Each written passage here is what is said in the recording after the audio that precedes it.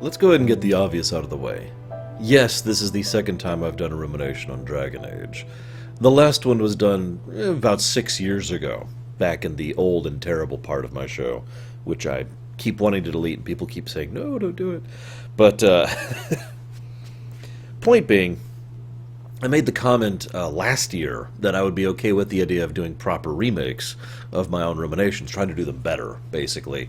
But how could I possibly justify the time to do that? I'm up to here with with work right now. I can't possibly do that. So, a couple of viewers kind of got together and was like, why don't we just have it so our request, for Patreon, for my patrons for this coming year, be one of the games that's already been looked at.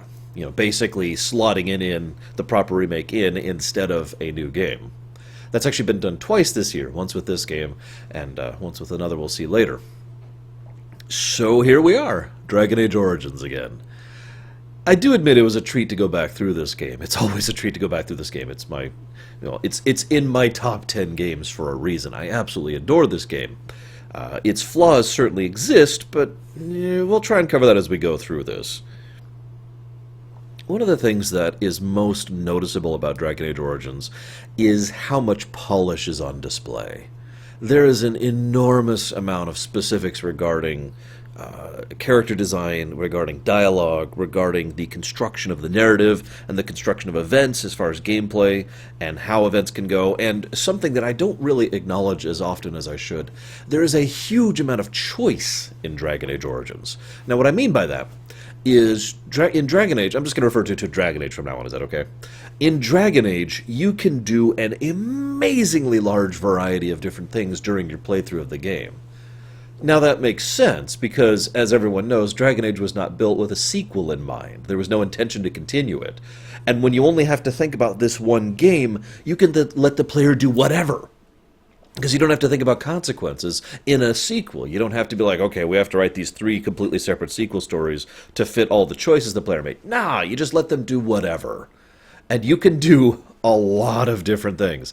You can actually end up with a party of basically 1 by the end of the game if you do everything in a very specific way. You can kill off an amazing amount of your characters, or simply not recruit them. My first time playing this ever, I actually didn't recruit the dog or, the Mabari, Barkamond. What? I prefer Barkamond to Darkspawn. I didn't recruit Barkamond, and I didn't even know about Sten, so I just kind of kept going. And I ended up killing Zevran, too.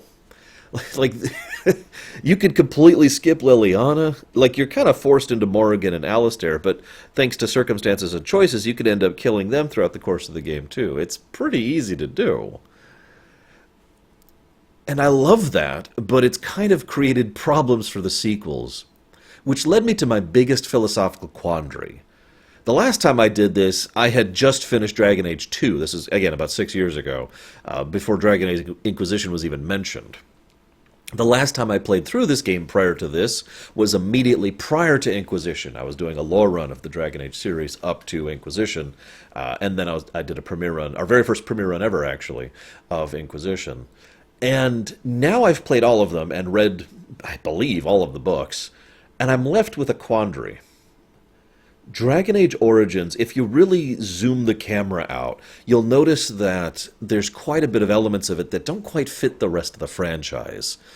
And I don't mean like big sweeping things. I mean, there's a lot of little details here and there that you don't really think about until you focus in your zoom so that you're only thinking about Dragon Age Origins.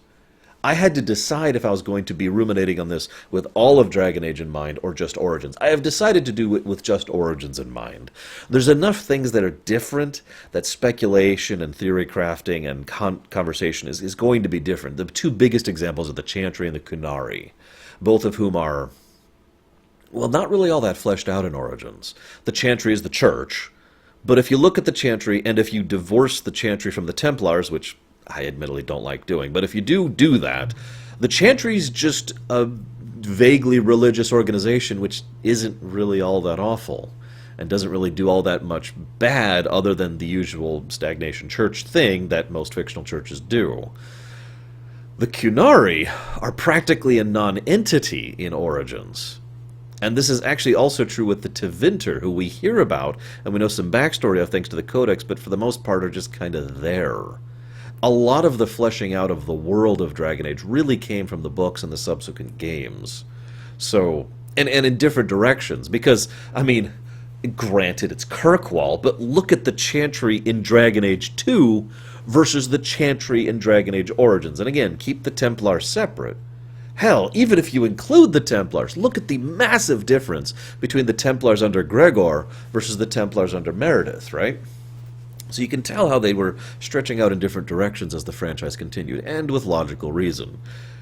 It also made issues with things like the fact that you have to consider that so many of the playing characters can be dead when you consider going forward. They had to basically cheat with both Ogrand and Liliana because they just insisted on having them in future games, and they can die in Origins. So, what can you do? But I digress. Let's talk about the gameplay a little bit. Now, I've gone on record as saying that Dragon Age Origins... Sorry, I said I just can't start saying Dragon Age. Dragon Age is by far my favorite BioWare game just to play, although Mass Effect 2 challenges that. However, going back through this time, obviously I was not cheating for the sake of time because this is an enormous game and I had a lot of ground to cover, but I actually set up saves at certain points and basically turned the cheats off because I wanted to challenge that presumption. I wanted to say, is that really true? And I am forced to acknowledge that that presumption is not 100% true because certain aspects of gameplay are just not that enjoyable at all. For record, I have beaten this game on Nightmare, and it was enjoyable to do so, but I did so as a mage because, this is just opinion, playstyle as a melee is awful and frankly kind of boring. I also find it just absolutely aggravating the way that you have to mod in certain functionality if you want the AI setups thing to work well. Although I do love having the Gambit system. I know they don't call it Gambits, but the Gambit system is something I'm always in favor of when it comes to party combat in just about any game ever. And I do think that is one of the better aspects of Dragon Age Origins, being able to set up your party so you don't have to control them, while simultaneously having the option to control them manually and individually, and being able to pause at will and unpause at will. It's a lot of mechanics that are in other games, other BioWare games even, but the combination of them work well here, and in fact I think work best. So despite my removal of some of my opinion, I do still think this is some really tight and solid gameplay, especially since you can play in behind mode or top-down mode depending on what your preference is. I will also say, however, that something that is a weird trend is that mages are overpowered. This is true in Origins, this is true in 2, and this is true in Inquisition. I suppose that makes sense, given the setting, and given the nature of magic in the setting, but it does make it a little bit frustrating, because while you can always play a melee or a rogue or whatever for a challenge, if you're just wanting to play them for fun, it always feels like you're just a little bit worse than you probably should be. Nowhere is this more apparent than in the Fade, which I'll talk about a little bit more in-depth later, even from a gameplay perspective. But all I'm going to say right now is that the Fade was clearly designed with a mage in mind. That's all I'm going to say about that. One of the other things that I often praise Dragon Age Origins for, I swear I'll stop saying Origins at some point, is for the voice acting. Now, there's not really any actively bad voice acting in this game. Well, not all of it is super amazing, holy crap, massively subtle, incredibly nuanced performances, like, say, Claudia Black, who absolutely nails Morrigan. There is nevertheless a high level of quality that they held, even for the random NPCs. And this game is 99% voice acted. The only things that aren't is, text stuff like notes or codex entries, and of course the main character. This allows for an immense amount of immersion for me. This is something that I've been saying over in my own Lore Walker Theater thing. Even an NPC is important when it comes to voice acting, and therefore even an NPC needs good voice direction and a good voice actor. Even if you only see them once, even if they're just there once, having that different voice and having that different presentation helps immensely in making you feel like this is a world that actually is, rather than a series of linear corridors you are playing through. And I think that it is one of the biggest reasons why the story is so powerful for me, because that leads me to the lack of karma meter. There's no good evil in this game. There's approval with certain companions, which kind of takes the place of it, mechanically speaking. But overall, there's no Paragon Renegade, there's no open palm or closed fist, there's no light side or dark side or whatever. There's just your choices. One of the benefits of being able to be a good guy is this is a game. This is one of the very few games where you can go do a quest and help someone, and the person says, "Oh, thank you. Here, I don't have much, but take what I have." And then you can say, "No, just keep it." And they'll say, "Oh, thank you, sir." You get nothing out of that because you shouldn't get anything out of that. There's no meter that goes up. There's no karma thing that increases, and there's no side benefit or increased experience or whatever. Dragon Age Origins is one of the only games I know that encourages you to be good for the sake of being good, rather than for some kind of monetary or mechanical reward. But the reason the voice acting helps that, and this is most true when you go through it, if you go through Redcliffe and help everyone and do everything, the voice actors there absolutely nail the presentation of people who are thankful. I can't put into words how much it helps when a voice actor throws themselves into saying, thank you so much. Oh my God, my beautiful girl is back. I was so scared for her. Or, oh, Father always told me to say thank you, thank you. And all those little presentations add to that feeling of I did something, I accomplished something, which is, of course, one of the fundamental points of a video game to begin with. You doing interactive medium, right? I love that, and it's something that they absolutely nailed throughout the course of this game.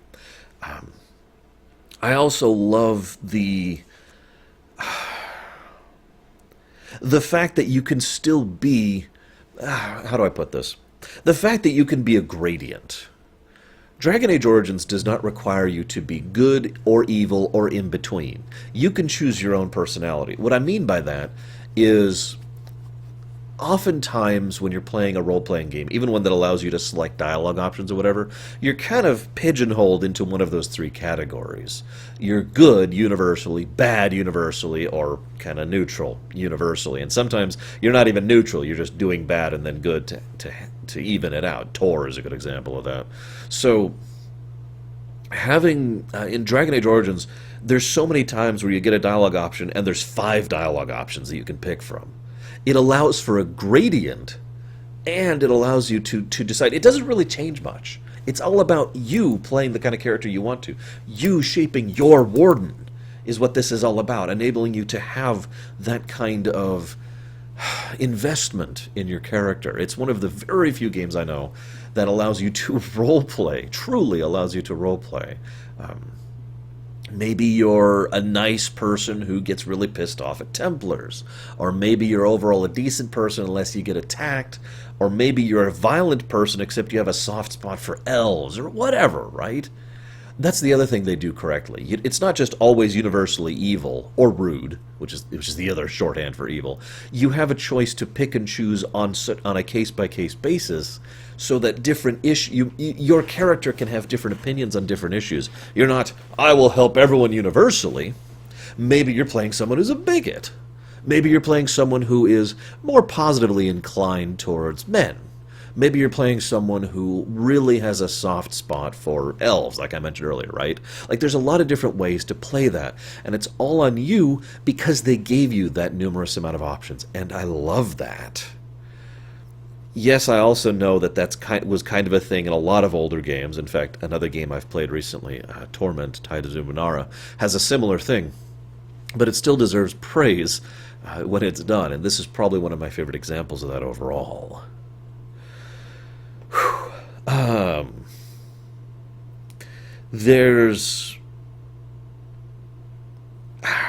wanted to talk about the combat here, but I kind of already have.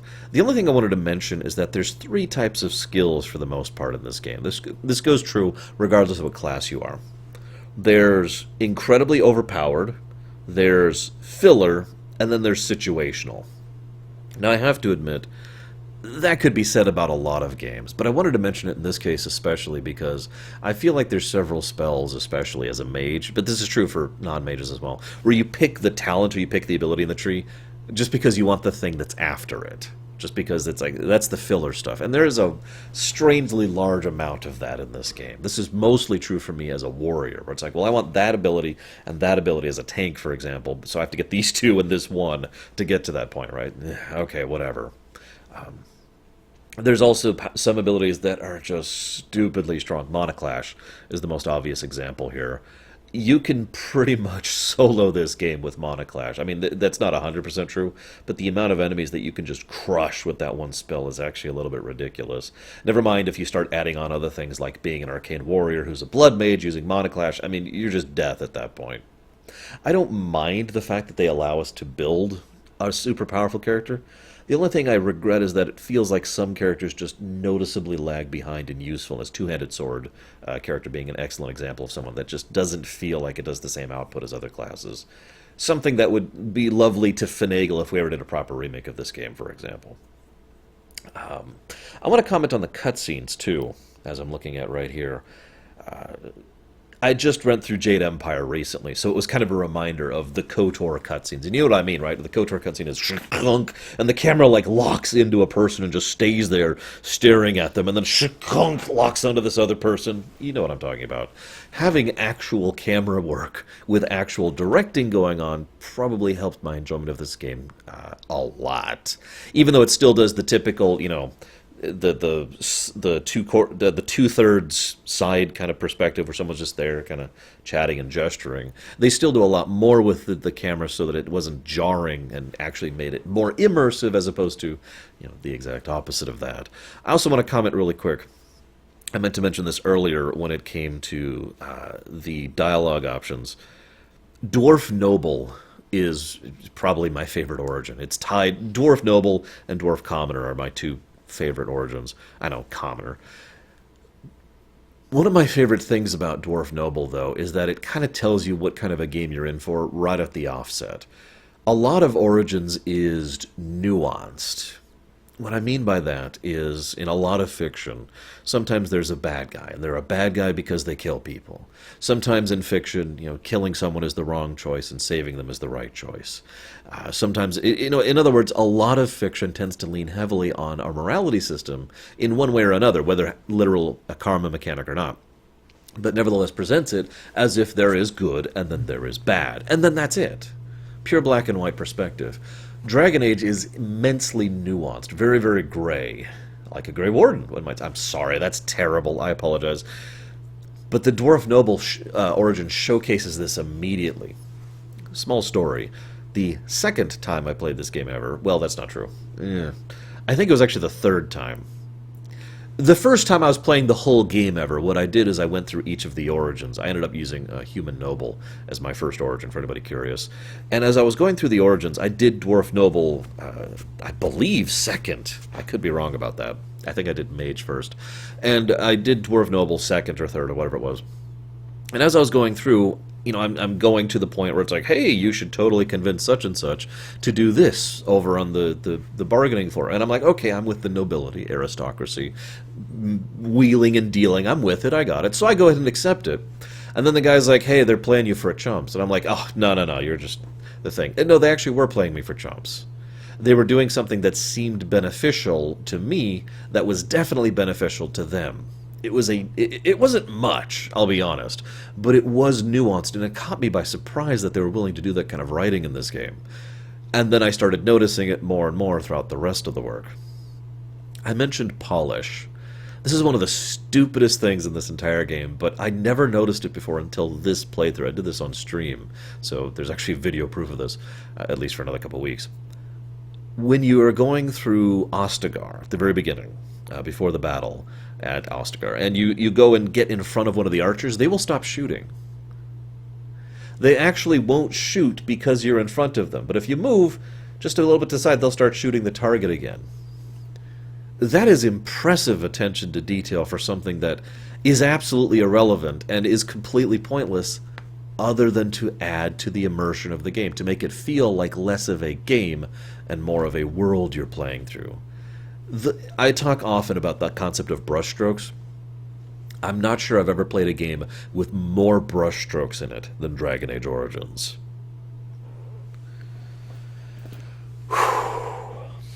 Where to start? Now, so let's talk about the story now. Let's talk about mages. I played a mage for this playthrough, for obvious reasons. Magic in this setting is strong, but also strangely limited.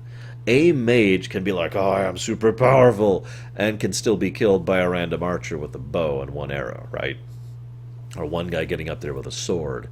So mages are, in lore, glass cannons, and usually have severe restrictions on what they can do or how they can do, either societally and culturally or literally, because monopools are a thing in lore as well. It's one of the reasons why people tend to have so much lyrium around, but even that has the counter effect of lyrium addling, or becoming addicted to lyrium, which is a very serious problem. Never mind the fact that you need lyrium supplies, which you usually have to get through the dwarfs, and basically means more money.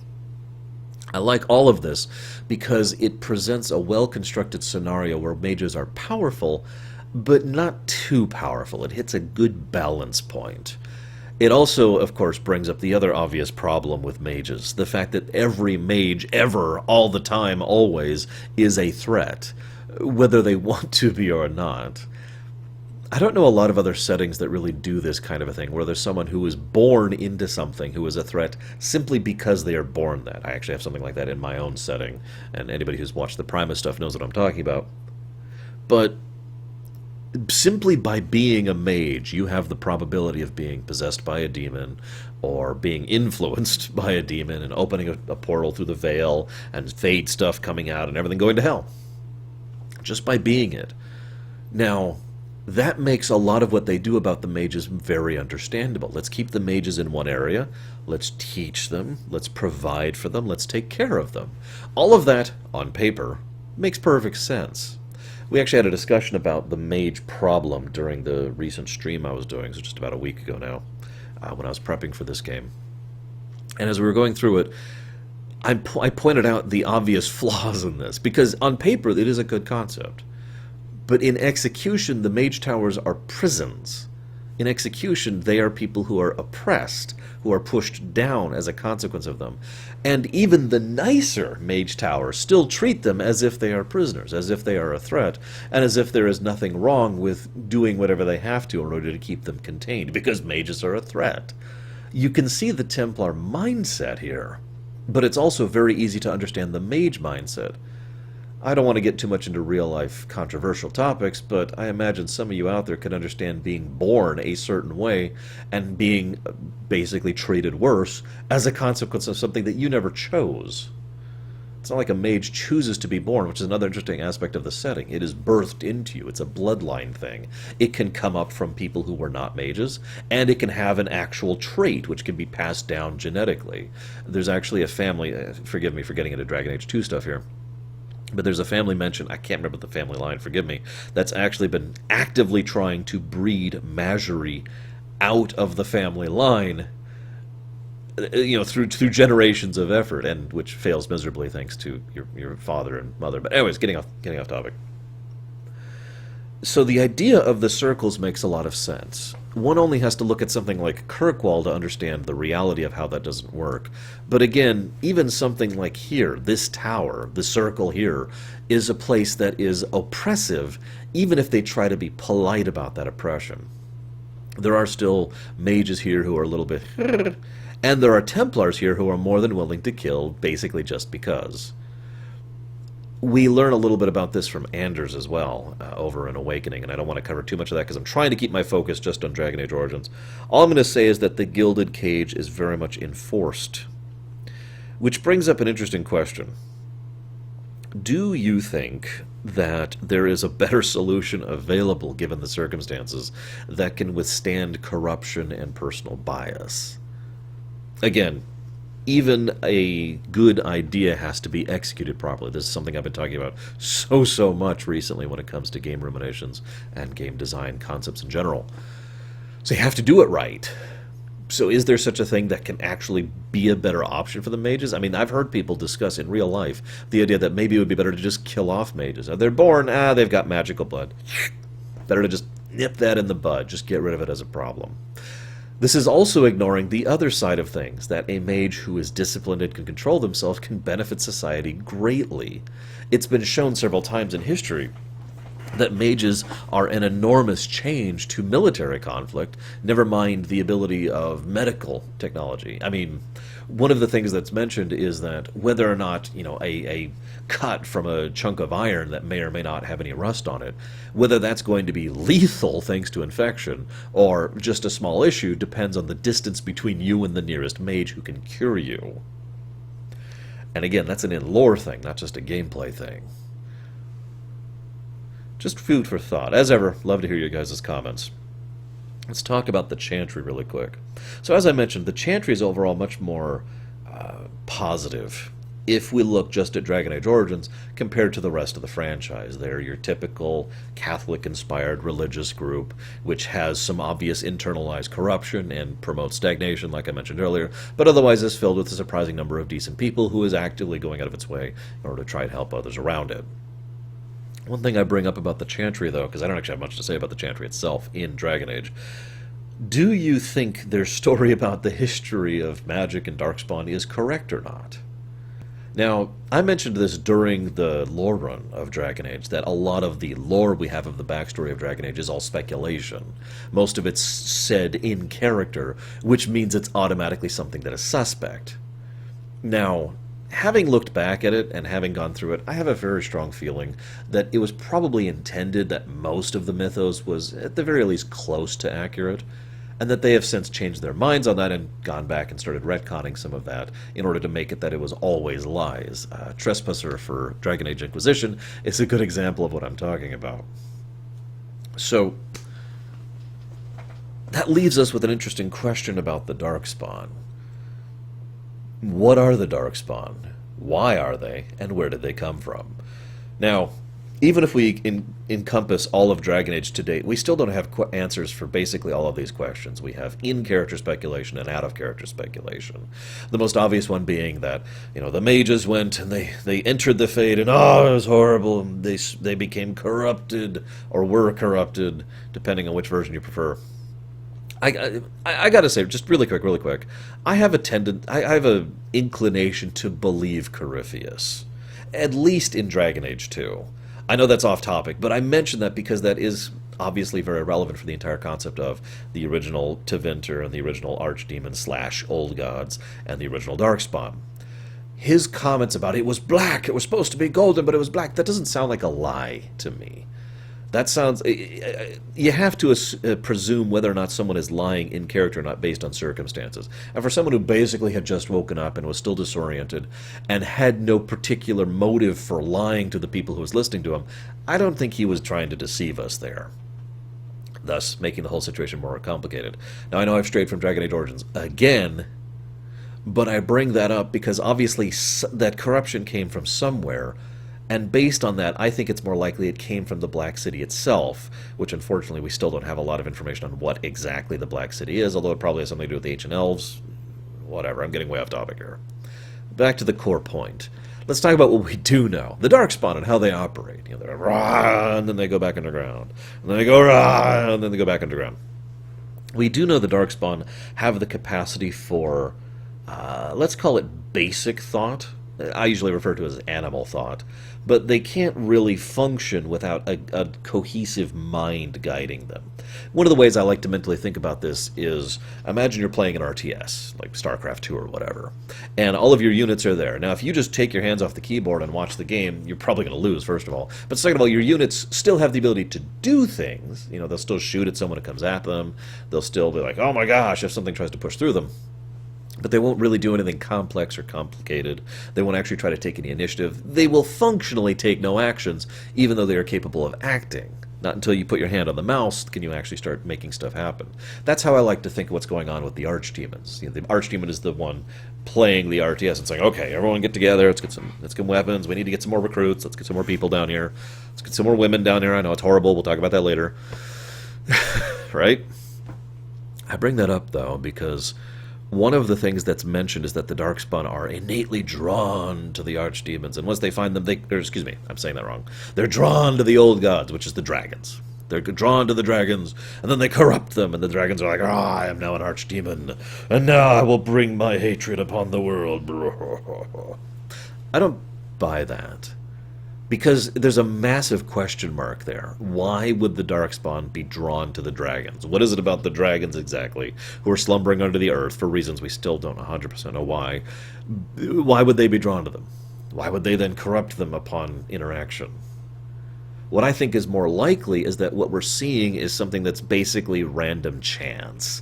That the Darkspawn roam the underground, just roam, brains. Oh, what's this? Yeah, it's a dragon brain. And they accidentally bumble into these things, and thus, in so doing, cause them to become archdemons, which leads to the blight.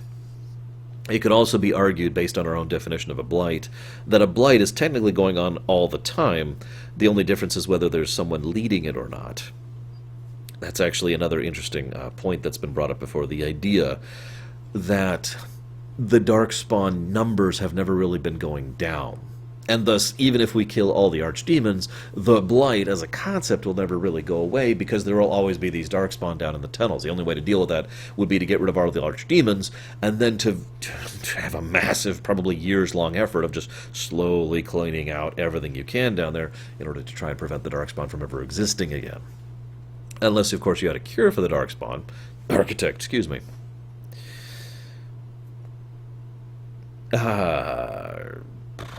One of the things I like about the Darkspawn is the fact that they are a wonderful backdrop to the story. There's a lot of different villainous characters and a lot of different enemies that you have to go through throughout the course of this game. But the two big ones are the Archdemon and the Blight, and Terran Loghain, also known as Awesome McAwesome, or Kane if you prefer. Another game I've checked out, looked at recently. The contrast between these two is one of the things I always praise about Dragon Age. The Darkspawn serve as a wonderful baseline, narratively speaking. They are a thronging horde, which basically doesn't really have the ability for fundamental communication, never mind proper sentience and sapience. And they just are kind of here to kill, uptake, okay, now kill. That's all there is to them. Now, that is boring in its own right, and I will admit that the Darkspawn side of Dragon Age is probably one of the more boring aspects of the story. I'm willing to admit that.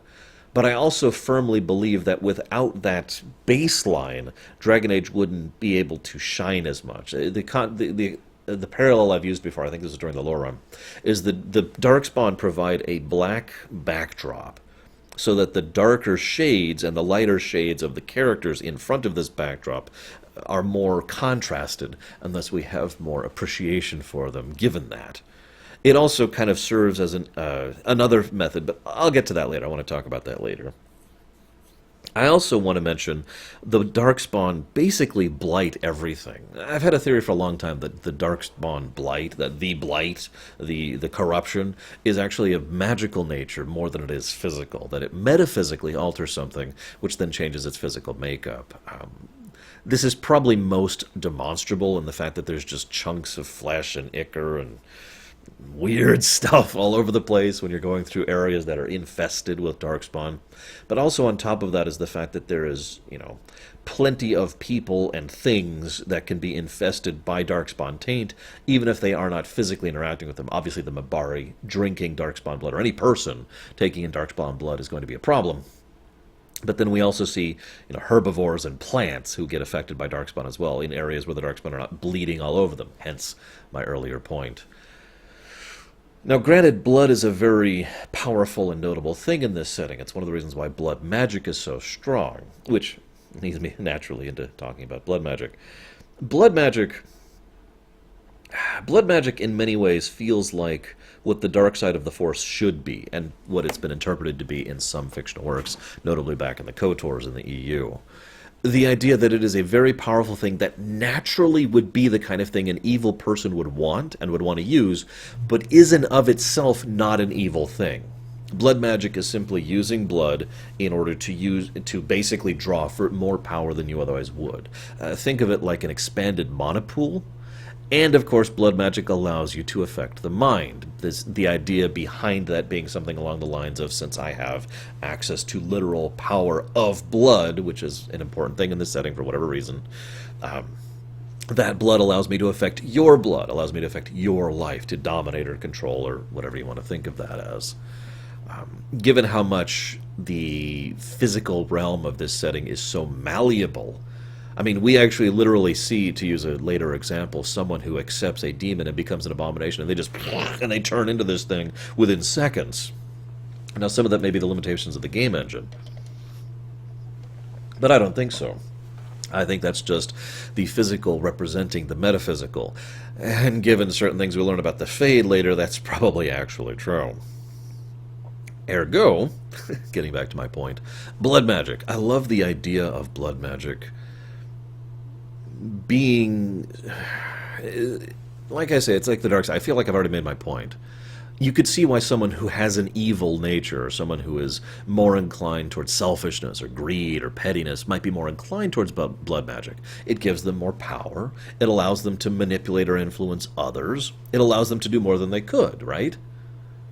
But you can also see why a perfectly good person could use that as well. I need to be able to defend all of these people from this entire bandit camp, blood magic, and then using that to defeat them, right? It is, of course, worthy of note that if the Chantry saw someone using blood magic, they would go after them immediately. Or at least the Templars would. This is probably one of the biggest flaws overall of the mage problem I mentioned earlier, to kind of wrap this whole section up here. The idea that they're thinking of it in absolutes, that there's no such thing as the very concept of an exception, which is ironic because it's a very black and white perspective in a setting that's been made very gray and showing a lot of nuance. But anyways. Also, quick aside before I move on. What's up with the Genlocks? Why are they mages? They're dwarves! I mean, I know they're not actually dwarves. I do have a point there. I like to think that the base creature really only serves as a template for the physical form and nothing else. That the whole reason why dwarves are generally not capable of casting magic is because of the nature of their birth, and they're being surrounded by lyrium in such quantities for so much of their life. Now, of course, that is immediately contrasted by the fact that any dwarf who was born surface side and spends a lot of the time surface side should be able to use magic, and we have no exception to that. But I don't know. It's ultimately the answer. It's just food for thought. Food for thought. So the Grey Wardens. The Grey Wardens obviously are kind of central to this game, since you play one. And there aren't that many in the whole thing. The Grey Wardens keep things very quiet and very secret. There are reasons why they could do that, why they try to play things close to the chest. As weird as this may sound, I wonder why. Like, I get that there's reasons behind this, but especially in certain circumstances, why not just be more open about it? I also have to, before I go more into that, actually, let me switch over to a different topic here. Let's talk about the problem of the Grey Wardens, because there's a Grey Warden problem just like there's a mage problem. The Grey Warden problem is the fact that the Grey Wardens are a basically integral aspect of fighting any blight. And not a lot of people are 100% sure why that is. Like, you know, everyone knows Grey Wardens fight Darkspawn, but they probably are aware, at least passively, of the whole sensing the Darkspawn thing, but not basically no one really knows of the core problem, that you need a Grey Warden in order to defeat an archdemon. I'll bring that up in a minute here, too. So, you need Grey Wardens, but not everyone's really sure why you need Grey Wardens. But Grey Wardens also don't really serve a purpose in the intervening years. So what's the point of being a Grey Warden when there's not a blight? Now, obviously, you can see why this is automatically a problem here. You, as a Grey Warden society, need to be keeping recruits coming in because you're going to age and die eventually. And there's probably not going to be another blight for a while. Remember, it's been 4 centuries since the last blight. So you need people to keep taking this oath and becoming, you know, corrupted with the whole harrowing and possibly dying in the process. And you need people to do that knowing there might not be a blight anytime soon, because you need to keep the Grey Wardens going as a very concept. I mean, what's the alternative? Recruiting people into the Grey Wardens, not having them do the harrowing, so they have none of the abilities, and they have none of the detriments. And then what do you do if Darkspawn starts showing up? Or what do you do if a blight says, oh, quick, guys, we need a bunch of Grey Wardens right now, quick. Right? I mean, I could see that being a logical response, but the other problem is the Grey Wardens could wield tremendous amount of political clout, given their relevance, and thus more or less naturally become a political entity, rather than a, let's call it a reality entity. What I mean by that is, during a Blight, Grey Wardens serve a very functional purpose. Defeat Archdemon, disperse Blight, right? That's reality. But once that's gone, well, now we have these people who are beloved by most people. You know, just about anyone knows what a Grey Warden is. Even some random dope on the street, some illiterate guy or girl knows what a Grey Warden is, right? So there's a lot of clout and a lot of influence that goes with that. I bet if Weishaupt said, hey, we need to do such and such, I'm pretty sure most people would probably listen to that. But that also comes with a consequence as well, because they still need money. Or to be slightly more accurate, they still need funding. They still need resources, they still need personnel, they still need traders, they still need equipment, they still need repairs and services and all the things to maintain what is functionally a private army in multiple nations simultaneously. You can see how it's so easy for the Grey Wardens to get caught up in political matters. This game itself, even ignoring future things we learn about what's going on up in the Free Marches and whatnot, even just in this game, we see how politics can go so severely interfere with the Grey Warden's ability to function, since Grey Wardens who happened to be in Orlais were being refused the ability to enter Ferelden and deal with the Blight because they happened to be in Orlais, or because they happened to be Orlesians. And therefore they were presumed to have a political agenda, even though they may not have, and I have to add may because we don't know. Riordan definitely didn't have an agenda. I think we could say that fairly solidly. So you can see the problems here. And the idea of maintaining this organization is just, it's got to be a hassle and a half. I would not want to be any Grey Warden commander during a non-Blight, during a peacetime era, because it's just, oh god. Because you need to keep your finances going somehow, to keep the organization going somehow, because if you just let it go to rot, and then a new Blight happens, congratulations, you're screwed. Especially important because the main way that the Grey Wardens help in future Blights is because they know they're happening. They know they're coming. They can sense an Archdemon. Ergo, being able to, they can start responding immediately. By contrast, the first Blight, when nobody really knew what the Darkspawn were, and nobody really knew how to deal with them, and nobody could kill the Archdemons, that first Blight ravaged a huge amount of territory and killed countless lives because they weren't prepared. Thus, any Grey Warden who is smart knows they have to keep going to prevent that from happening again. I find myself wondering, to relate to Inquisition for a minute, how much the Grey Wardens deliberately stay political, deliberately get involved in political affairs, and literally hire themselves out as mercenary groups in order to keep the organization going, just to prevent that from happening. A very pragmatic choice, but a very nuanced one too, if you ask me. Lyrium is the next thing I want to talk about. Lyrium, obviously we... Actually, you know what, I take that back, because I don't really want to talk about Lyrium, because most of what we learn about Lyrium we learn about in the future games. In this game, all we know about Lyrium is it's something that grows underground, and it contains literal magic, that it's basically mana, or ether, or aether, or whatever you want to call it. But the thing about Lyrium is Lyrium has to be folded very carefully and precisely into something to make enchantments. It's mentioned to be incredibly boring and take forever, and require very, very careful and precise precision. Which is why Tranquils exist, of course, and for no other reason whatsoever. Okay. If we're going to talk about Tranquils, unfortunately, we have to talk about Dragon Age 2, because Dragon Age 2 is one of the only times when someone who was Tranquil is cured, or more accurately, temporarily reconnected with their soul, from being Tranquil, and then put back. And that person was begging for death as a mercy, and then they went back to being their Tranquil self. I think based on that, and a few other tidbits here and there, we can safely say that being Tranquil means you are effectively a prisoner in your own body, fully aware, and not capable of doing anything, that you are no longer in control, that you simply become a voice box that responds to commands. One of the things that is emphasized several times in this game and others is the fact that a Tranquil basically has to follow orders. There's a few tidbits around that, but in general, if you tell a Tranquil to do something, they have to, which is one of the reasons why the Tranquil solution over in Dragon Age 2 is so damn terrifying and disgusting. This also means that any given Tranquil is basically the perfect slave. I know that sounds horrible, but you can kind of see it. And again, we get into this nuanced thing again. This is very dark gray, but this is still gray because even ignoring the obvious, incredibly obvious possibilities for abuse when it comes to tranquility, we also have a pragmatic perspective here. Let's presume for a moment that you have a mage, and this mage is a criminal, a bad criminal, someone who is really awful. So, okay, we could kill them, or we could turn them into a tranquil. Turning them into a tranquil basically turns them into a useful resource. They are now a diligent worker who will do whatever they are told and has the ability to do things, mundane little things that other people have problems doing because they get bored. But a tranquil doesn't get bored.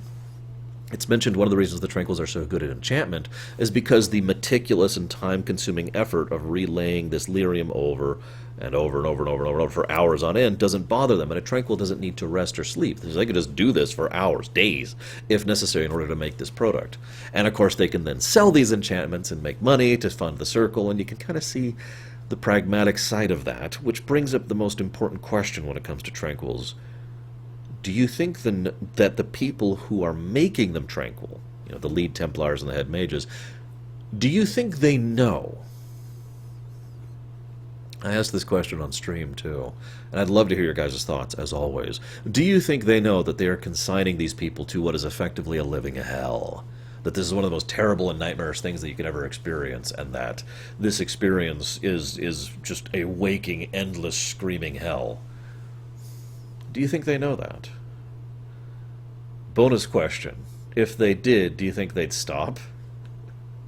I like to think that some circles would be a lot more circumspect about using tranquility if they knew its consequence. Like I said earlier, you've got a really bad mage. Okay, tranquil.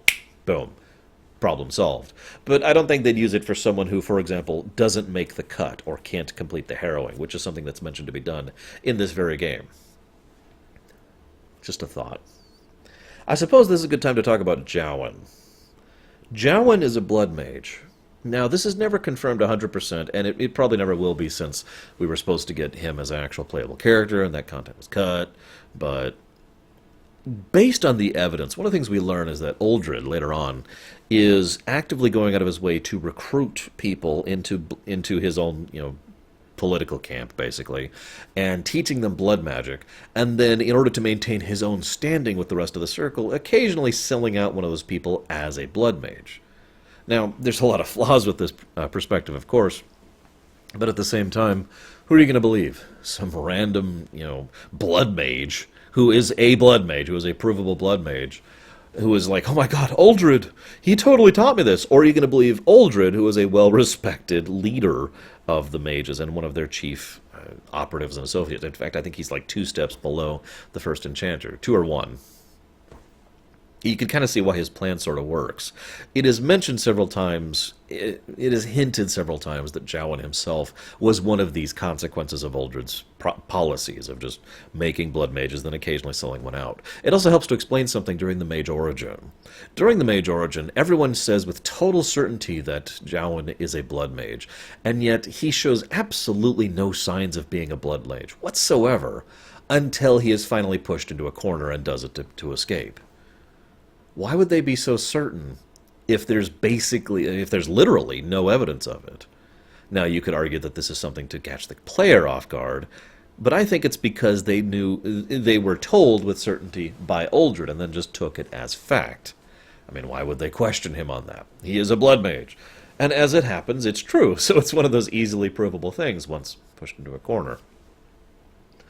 That being said, I want to talk briefly about Jawan just for a bit here. I know we don't really encounter him again until Redcliffe, so hear me out. I like to think that Jawan is someone who is amazingly incompetent, but not really a bad person. Just someone who doesn't think and can't think. You know what I mean?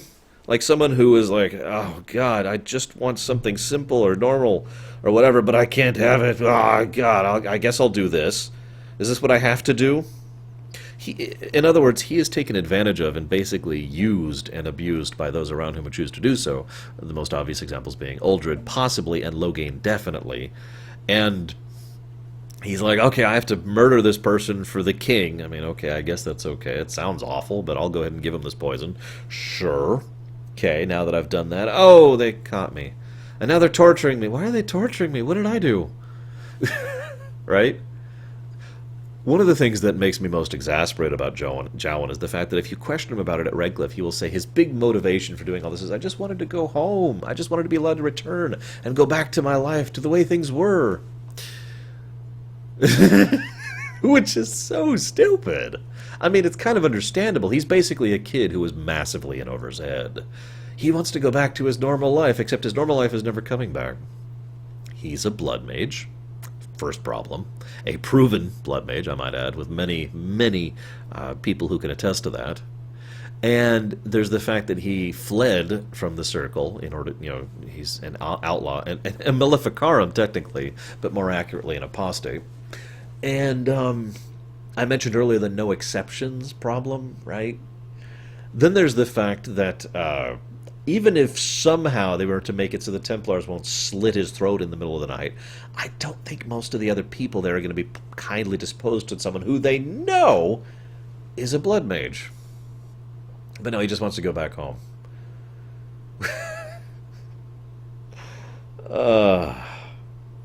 Let's talk about the Fade really quick here while we're on it.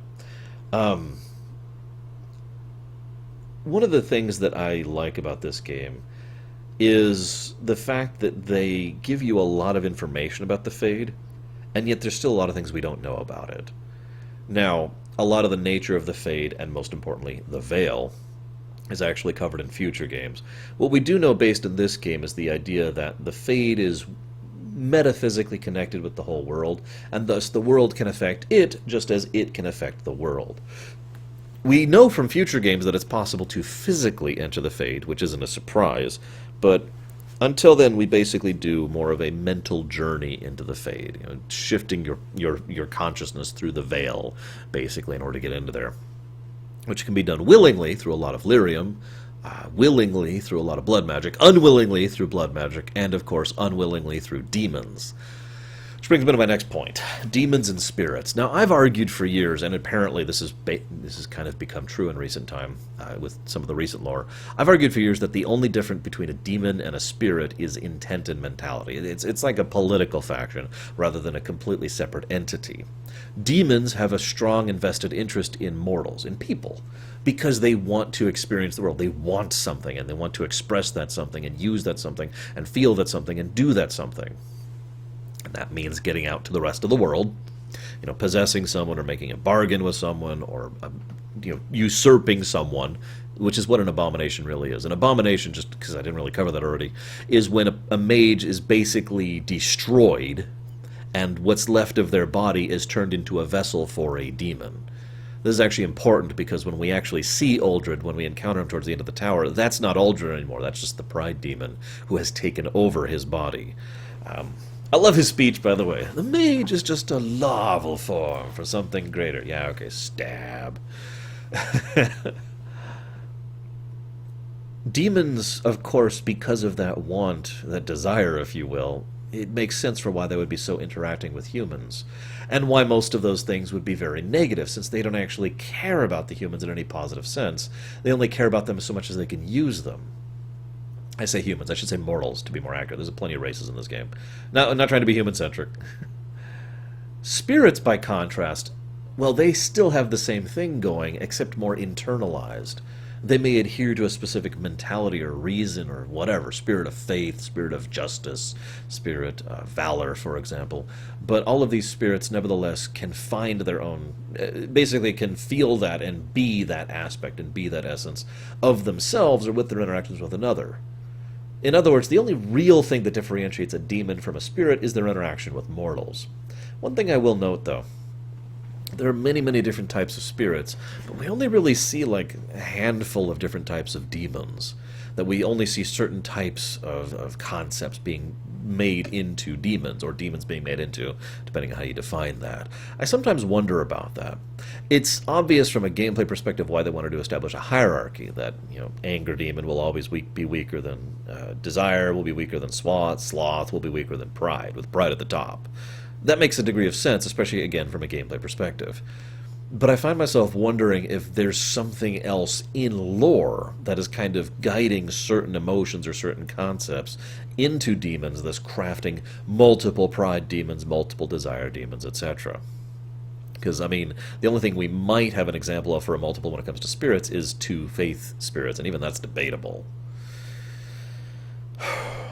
Anyways, having said that, I'm looking at my notes here just really quick. One of the things I found funny is that there's jails in the tower.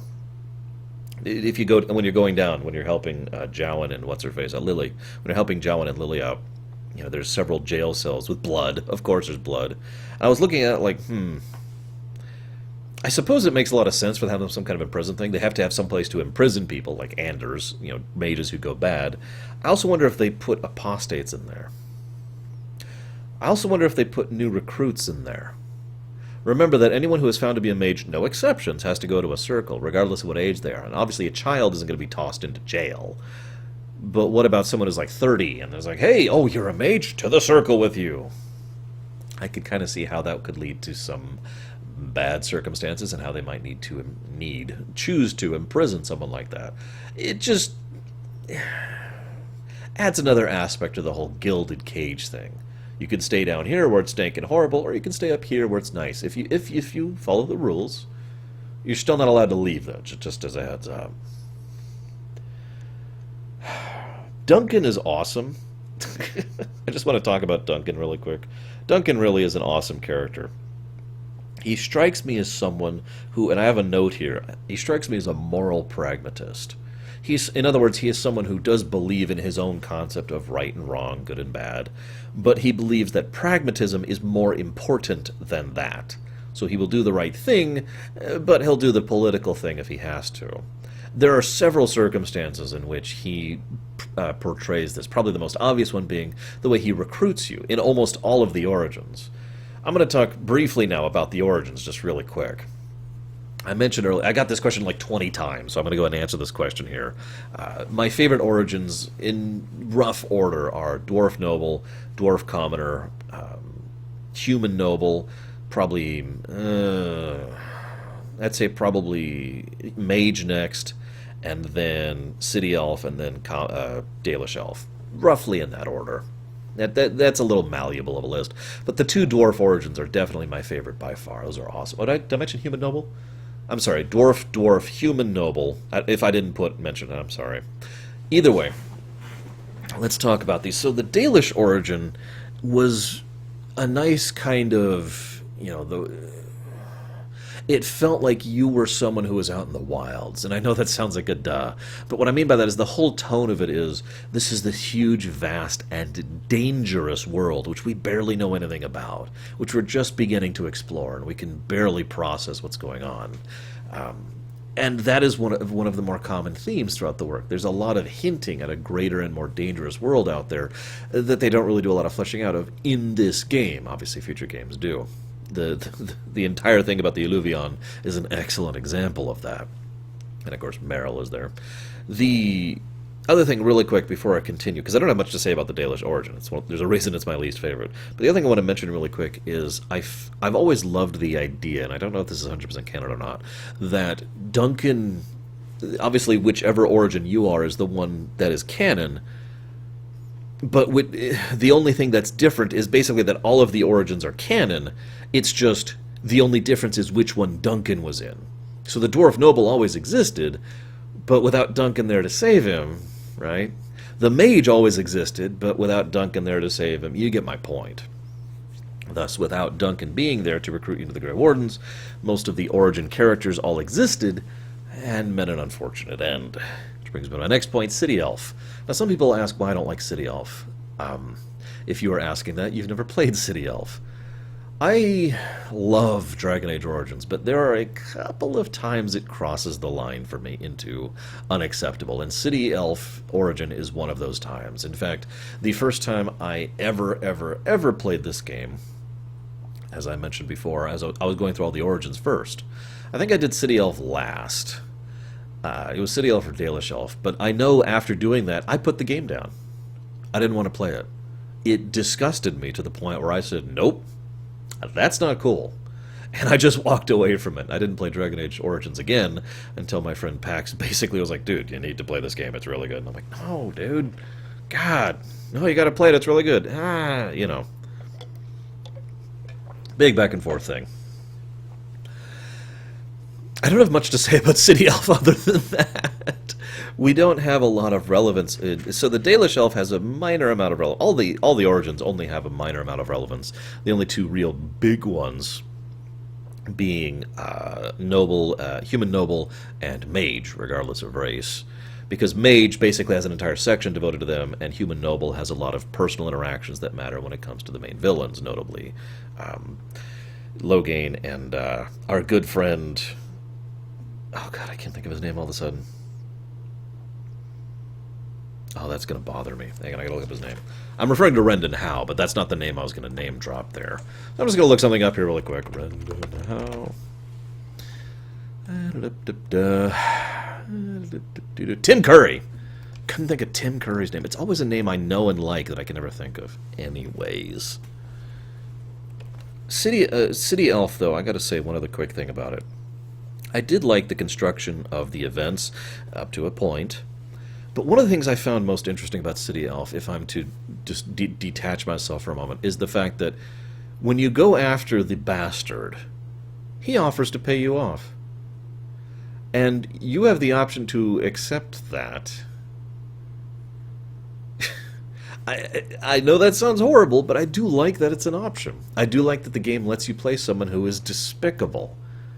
At least about this one thing, or is pragmatic. I mean, this money could do a lot of good, maybe. There's a lot of different ways to slant that.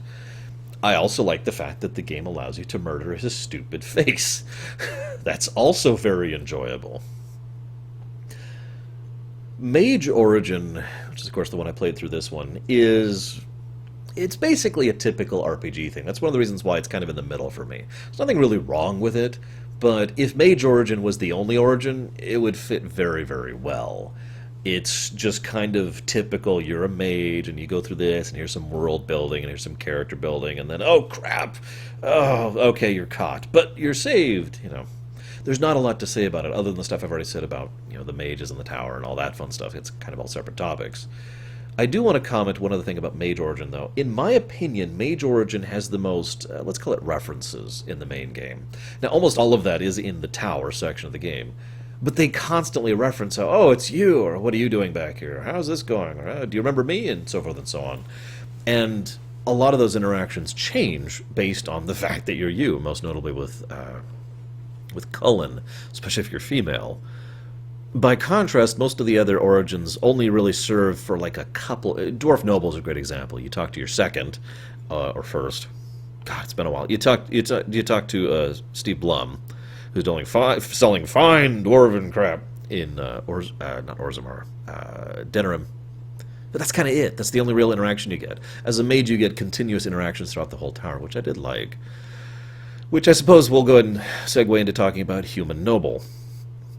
Human Noble is really good, like really, really good. There's a lot of nuanced stuff there. You can play a spoiled brat, you can play a evil bastard, you can play a war-hungry bastard, you can play someone who's a dutiful child, you can play a really good person. You have a lot of options for playing your noble character, and you will get some interesting feedback from your family members, who will of course all die because it's a Dragon Age game. One of the things I find most weird about the Human Noble Origin, though, is that Howe's move is so overt and so obvious, I'm a little astonished he got away with it. The only reason I can even presume that he came close to getting away with that is because there was another issue. In fact, there were two. There was the Darkspawn, and then there was a civil war.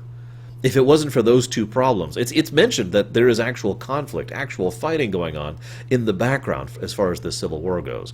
I really strongly feel like if it wasn't for those two things, he would have never succeeded in taking the Kuslans, or Kauslans, however they said that, land. Like, it's just such an overpower move. Ah, ha, ha, you have been ousted as traitors. Stab, stab, stab. This is all mine now. You know, it's such an obvious power grab. There is a lot of nuance in that section of the game, though, and a lot of chance to interact with NPCs who you'll never see again, but have a surprising amount of characterization to them, which brings me, of course, to Dwarf Commoner. Now, Dwarf Commoner, I admit I don't remember all that well. I didn't replay it for this particular rumination. In fact, I only played the mage one because time is always my enemy. However, what I remember most about Dwarf Commoner is the fact that it's a wonderful insight into half of the dwarven culture. You play a casteless. You play someone who is... I'll talk more about the casteless and the dwarves in general when we get to the dwarven section. You get a very upfront and personal perspective on exactly what it means to be casteless, on exactly how irrelevant you are, and exactly how disposable you are, and exactly how integral you are to the continued function of dwarven society. I love seeing that underbelly. I love seeing how it supports the far more polished society above it. And I love the fact that, once again, you can choose which kind of, bastard you want to be. Which brings me, of course, to Dwarf Noble, my favorite origin by far. Love the Dwarf Noble stuff. There's so much great stuff there. It's probably one of the most nuanced story arcs. It also, of course, is chock full of politics and culture and lore. Of course I love it. A lot of what I'm going to talk about later when it comes to the dwarves and their nature is going to come from the Dwarf Noble origin. But in addition to that, I also love the fact that your brother, or Balin, basically, is someone who comes across as the kind and considerate and understanding one.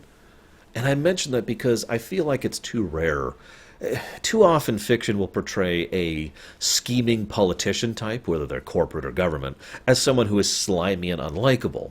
Balin comes across as very charismatic, someone who actually would get along with people, which makes more sense. His charisma score, if you'll forgive me for putting it that, should be higher. So it makes sense that he would come across as that. He should be the kind of person who gets along with people and only reveals the rougher side of him when he doesn't need to.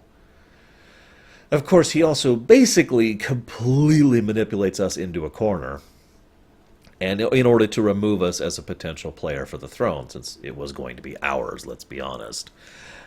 I look at that and I think... I don't know, I think of how normal and typical that must be for dwarven society. The idea that, it doesn't matter, friends, cousins, brothers, whatever, all have to manipulate and maneuver each other as much as they have to, as much as they need to, in order to jockey for position and very survival. Because if you don't, they will, and then you'll be screwed and probably killed. One of the other things I like, just a very quick side note, about Balin, because Balin shows up briefly in the Dwarf Commoner, in the background of the Dwarf Commoner story as well, is that Balin isn't a completely horrible person. He is ruthless and frankly rather immoral, but he also genuinely believes in doing what's best for the dwarves. He's a very progressive kind of a person. And he's also pretty nice to the people he does care about when he doesn't have to kill them for political expediency. What I'm trying to say is that I have the very strong impression, and I could be wrong, that Balin would actually be a good guy, a hero, if you will, if not for the society into which he was born, the dwarven nobility.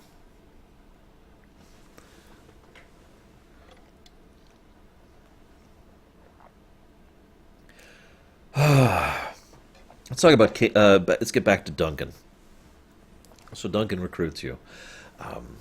I mentioned his pragmatism. I want to touch on that very briefly again here, because he probably has as much fear of the mages as anybody, and Lord knows that Darkspawn and Magery kind of cross signals a little bit, but he mentions how he wants a mage in every contingent.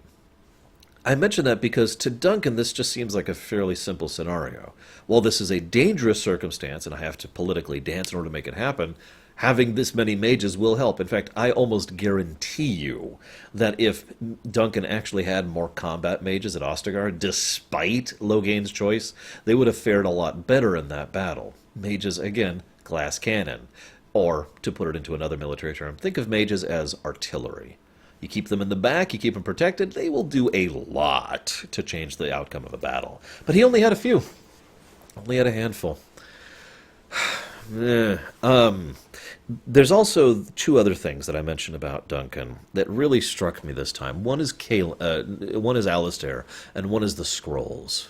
He asks for us to go get these scrolls from a nearby thing in Darkspawn infested territory in order to have, written record of the fact that lots of people signed, treaties saying we will help the Grey Wardens. To me, that feels very long-term planning for Duncan, and also probably highlights, kind of in a very quiet and subtle... I'm giving too much credit for it. It doesn't beat you over the head with the exposition, but it gets across its point. The point being, people aren't really supporting the Grey Wardens the way they should. But that was already mentioned with the mages. This is also mentioned when, Kaelin, which I'll talk about in a second, is just kind of, we got this. And, of course, having those actual treaties and being able to use them is the kind of thing that would enable him to say, hey... we need support, this is a blight, come here. Given the fact that Duncan himself was already hearing the calling, which we find out later, there's a better than even chance that he wanted to make sure these papers were in the hands of his Grey Wardens to make sure that they could spread the word as necessary. Since Duncan's word obviously does have a lot of weight, since he's a well-known character in this area. Which brings me, of course, to the other thing he did, Alistair. Alistair complains, and again, this is not super subtle exposition, but it is good, well-done exposition. Alistair complains about the fact that he was held back from the front lines and coddled by Duncan, ensuring that he would not be killed. Now, Alistair complains about that because he's like, I'm a warrior, I could do this. I like to think that Duncan is smart enough to recognize the succession crisis that would happen if Kaelin died. And having Alistair right there, ready to go, would basically nip that succession crisis in the bud, at least for now. Later on, we could debate this a little bit more, but making sure that Alistair is safe and secure was a very smooth and, frankly, intelligent way of saying, okay, with this, we have a new king. No need to go to battle, let's go fight the Darkspawn. Just my opinion on that. Let's talk about Kaelin. Kaelin is one of those debatables. Now, I brought that up during stream, and someone was like, what? Who ever talked about Kaelin? I find Kaelin fascinating because I have heard people debate his character for years, and as ever, I would love to hear your guys' thoughts on Kaelin in particular. Is Kaelin someone who is... God, I just realized I just reached Ottinger. How long have I been talking?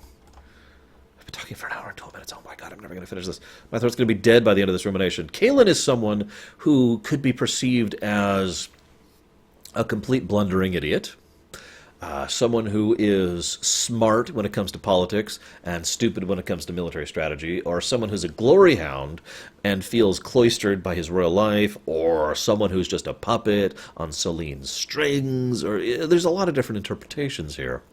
One of the things that Loghain makes a very, very clear lack of respect for Kaelin in every scene where Kaelin is brought up around Loghain.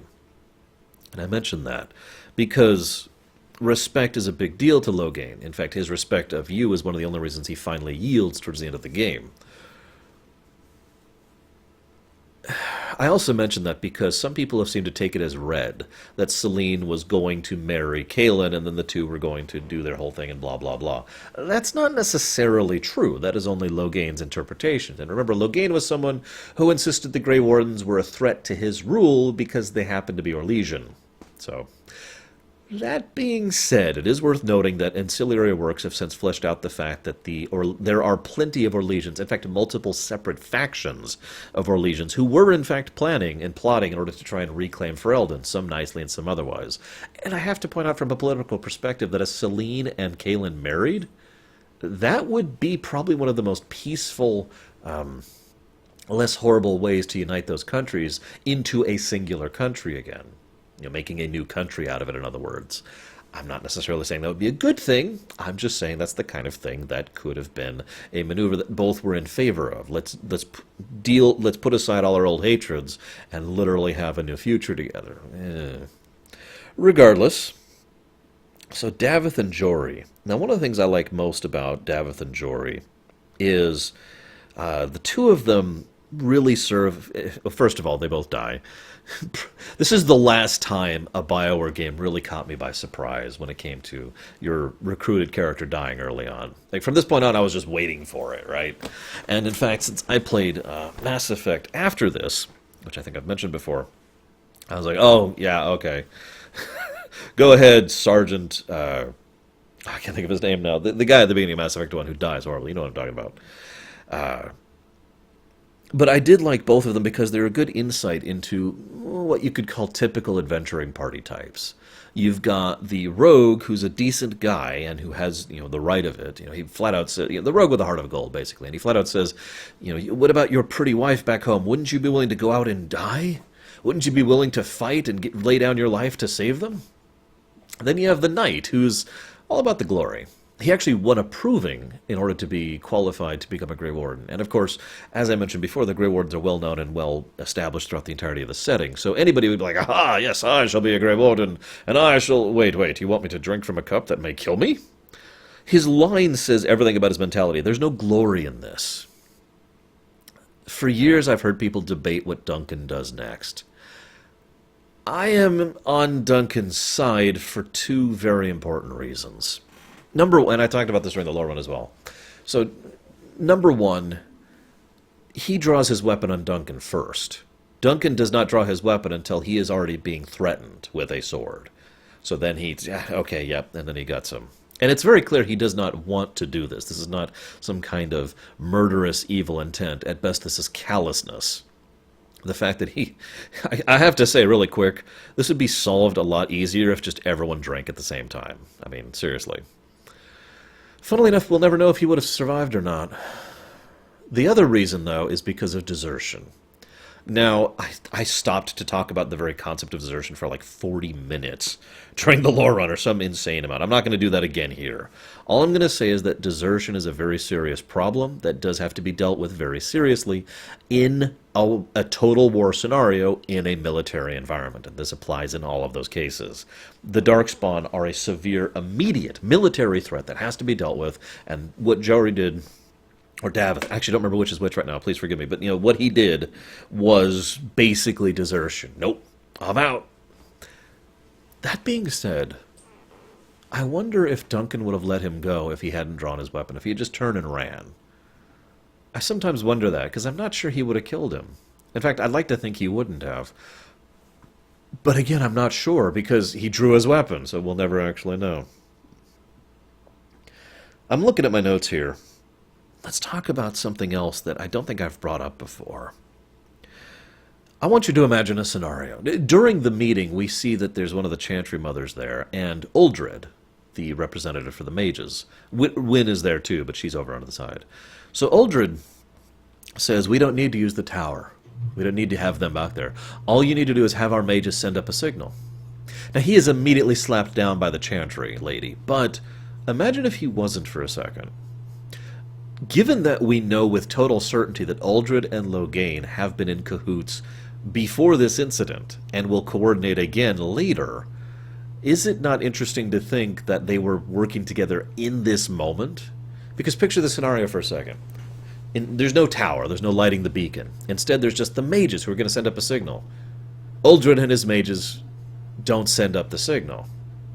And then when they flee back, they're like, oh god, I couldn't do it. The mages, the Darkspawn, that is a thing. Darkspawns do interrupt with magic in a way, so we just couldn't make it happen. And we couldn't summon the reinforcements, and Loghain's like, oh my god. And the whole thing would have gone off perfectly, and Loghain would have succeeded in his whole plan. And then he would have taken over with relatively less problems. I'll talk about that later. And then... well, and then we would all be dead because he would go after the Grey Wardens, most likely, and, because the whole Orlesian thing, and thus no Grey Warden would kill the Archdemon, so they wouldn't be able to stop it, and we'd have a blight, like a real blight. The blight in this game is not a real blight. This is the very beginning of one. It's actually a plot point in later games. Food for thought. I also mention here, the Archdemon's tactics are interesting, because the Archdemon sends not only Darkspawn behind the rear, but also quite a few Darkspawn specifically to the tower. That's always bothered me a little bit. Like, we know that Archdemon can use tactical prowess, and we know that's a thing. But why would the Archdemon specifically send anybody to the tower? Now, I do have a small answer for this. One of the things we know is that the Archdemon, the more you progress through your own being a Grey Warden, the more you can hear the Archdemon. It has been implied that the Archdemon can hear back, too. One of the things that I always like to think on this one is that the Archdemon got at least a little bit of the plan from Duncan's mind, specifically, and thus knew that the beacon was important, the tower was important. Maybe not the specifics of why, but just that it was important to their enemy. So, a whole bunch of Darkspawn go around and take out the tower from behind. It would also be a good tactical decision regardless, because it would mean that instead of funneling into this death trap, they would now have troops behind, with superior ground, no less. But I digress. So then Loghain sounds the retreat. Question. I'm just now getting I have 3 pages of notes. I'm just now getting to my second page. Question. Do you think Loghain always planned to retreat or not? I've never heard a definitive answer to this, because one of the things that's been speculated on, myself included, is that Loghain always was ready to retreat, but that was not his primary plan. That was more like his backup. He was going to see how the battle was going and how Kaelin reacted to certain things, and just trying to test the waters. And then, if things go badly, okay, fine, sound the retreat, we're out. Just something to mention there. Loghain has an excellent scene after, which really helps to showcase what kind of a person Loghain is. I admit it's brilliantly written because it's a very clear example of Babylon 5 effect. In other words, the first time it appears to be X, but then the second time you realize it's Y, because of how well written it is. The first time I assumed Loghain was a raving, evil, megalomaniacal, evil person who was evil. In fact, it actually was bothering me. I'm like, oh my god, we have a blight. What are you doing? Stop playing for power. Stop trying to do this power grab thing. On replay, you can see a lot more of Loghain's mentality and what's going on. Everything he does actually makes a large amount of sense from his perspective, which is flawed, but nevertheless makes sense if you presume what he presumes is correct. Remember, he doesn't know about the significance of the Grey Wardens and their usage in defeating the Archdemon, and he's basically insane when it comes to Orlais. My personal favorite example of this is in this cutscene, which is why I wanted to mention it here. Loghain is now, okay, I am regent. That means I am the head of the armies. So we need to build up a new army, and we need to go deal with the blight. Let's go deal with the blight right now. Let's go. Now that makes sense. If everyone had just done that, ignoring the Archdemon problem for a second, so let's assume the Archdemon is killable by anything. Let's just presume that, which is what Loghain presumes.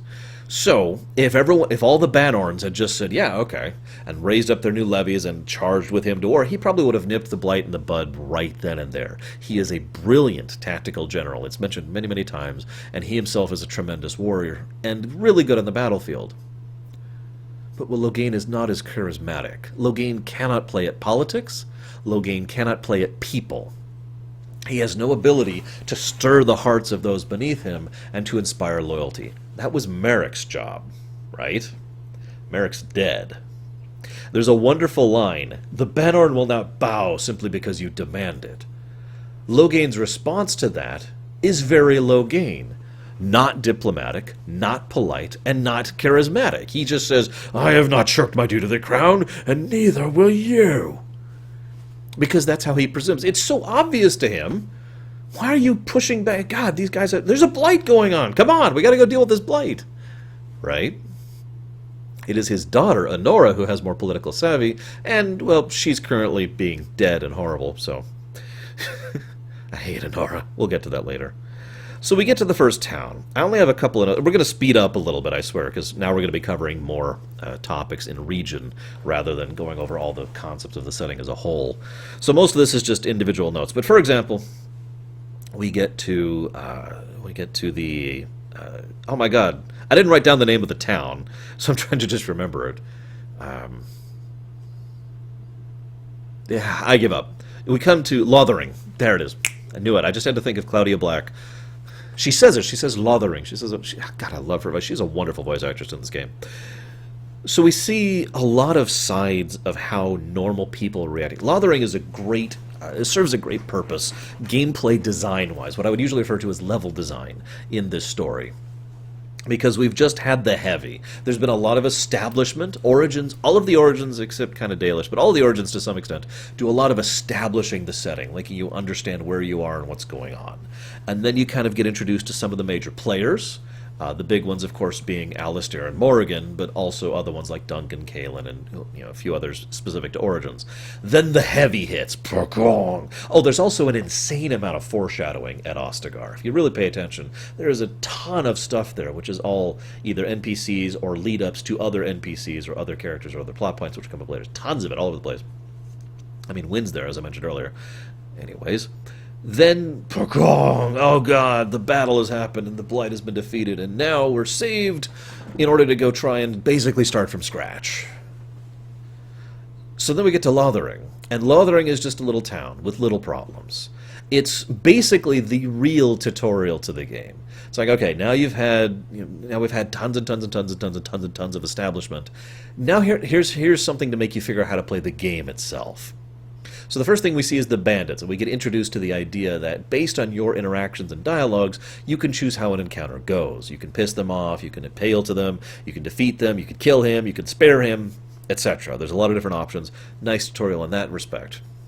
Then we get the banter tutorial. Now this is the funniest one to me. Anybody who's played this game will know exactly what I'm talking about. In Lothering, there's a bridge going over a little creek right in the middle. In that bridge is a little trigger line, which means every time you cross that trigger line, a party banter is triggered, and then whoever's in your party, which is probably just Morrigan and Alistair to start, but can also include Sten and Liliana, and the Mabari, actually, will say something, and will start to do one of their party banters.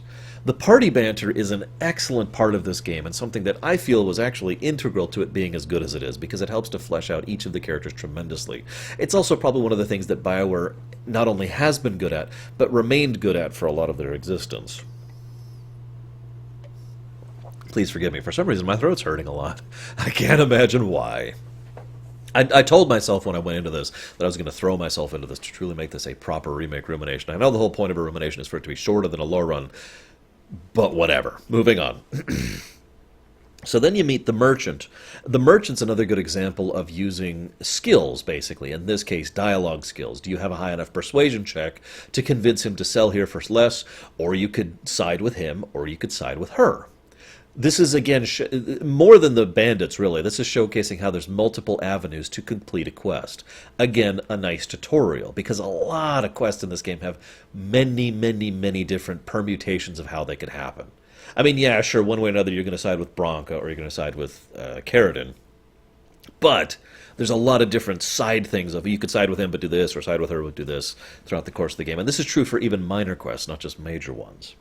Next thing, of course, you see is the Wildman Survivor, who starts talking about the Blight that's coming and establishes the whole point. Lothering is about to be stampeded over and smushed by the Blight horde, which is, slowly advancing north, which is why people are evacuating and dealing with it how they can. Which, of course, brings me to the next two things they do here very well. They show a lot of how normal people, how low ground-to-the-earth people are dealing with the idea that there's this overwhelming Darkspawn horde coming. One of the things we learn is that the local lord's army is gone, that Loghain basically forcibly recruited it on his way out, and thus these people are defenseless. Not that they probably would have been able to push back a Darkspawn horde. Anyways, but you get my point. So we get to see people who are freaking out, who are being abusive, who are being biased, or who are being helpful, or trying to help others, and just a lot of in between, a lot of brushstrokes. And there's a lot of skill quests. I mentioned the persuasion stuff, but there's also, do you know anything about herbalism? And if you happen to have herbalism, then you can do this herbalism quest. Do you happen to know anything about making poisons? And so forth and so on. Again, getting you used to the ideas of the side quests, the money gathering stuff, and of course, we get two new people there. We get Sten and we get Liliana. We also, this is also kind of really hammers in the point, one of the standard BioWare writing points, and that's the idea that there is more going on than is presented on the surface. Liliana is I'm actually bleeding a little bit, I'm so dry, holy crap. Liliana is someone who appears to be this nice, we can all get along and we'll all be friends, and she's literally a member of the Chantry. Spoiler alert, Liliana is also someone who used to be a rather bloodthirsty and unpleasant assassin slash agent who used to do some pretty horrible things, basically just because it was frickin' fun. Then we meet Sten, who's a murderer, who also happens to have layers to him. Well, you get my point. This is also when we're introduced to Bodan, I believe his name is, the dwarf merchant. So then the camp. I want to talk about the camp next. The camp has ups and downs to it. The biggest up to the camp... Okay. The camp... There's only one camp, even though the idea is that any time you're stopping for the night as you're trekking across the country, you're making camp. And this is obviously one of the biggest examples of gameplay and story segregation that happens in the whole game. Because what they need, from a gameplay perspective, is they need the hub. They need the place you go to in order to interact with the other NPC, other party members, and change out your inventory, and do the donation thing, and all the little mechanics that the camp functions as gameplay-wise. But due to the nature of the narrative, we can't have a headquarters. We are hunted and hated by most people around here, so it's just the camp as our headquarters, and we always happen to have all the people we need at our camp, no matter where we make that camp. Shrug. The other, there's some good, really good story stuff that happens. Most of the really awesome banter and dialogue with your party members happens at the camp. But that also kind of presents one of the negatives of the camp. In most of these games, it's very natural and logical to... let me use Mass Effect 1 as an example. Okay, you're at the Citadel, you go to the ship. You go to the and on the ship, you select to go to Novaria, and then you do Novaria, and then you leave to the ship, and then you go to your next destination. You literally have to interact with the ship in each between points. So there's a natural way, a natural flow to the narrative where you end up back at your ship in order to go run around and talk with your party members and do all the base camp stuff I just mentioned. There's no such real point in Dragon Age Origins. Occasionally it will force you to, but very rarely. For the most part, you have to go out of your way to go to the camp. This can lead to circumstances where, and I've heard this from several players, where you end up actually missing bits of dialogue. Or when I was streaming it, I had people saying, oh my god, I've never heard such and such dialogue before. Because you basically have to go out of your way to camp every time you do anything, and just run around talking to everyone, and then you have to do it at each step along the way. And that can get a little aggravating. It would have been nice if some of the camp interactions were baked into the while you're walking around triggers. I know why they didn't do that. I understand the coding reason why they didn't do that, but it would have been nice and helped the flow tremendously. It's also one of the reasons why the camp is obviously just kind of a patch fix solution to the problem they had here. Sandal is there, of course. We all know Sandal's the maker. So let's talk about Redcliffe, which is the next place I usually go to. I almost always follow the exact same pattern in playstyle. Go to Redcliffe first, go to Mage's Tower second, finish Redcliffe, and then I do whatever in whatever order. I don't even remember the order I did this time. We'll see when I get there in my notes, because I wrote it in order in the notes.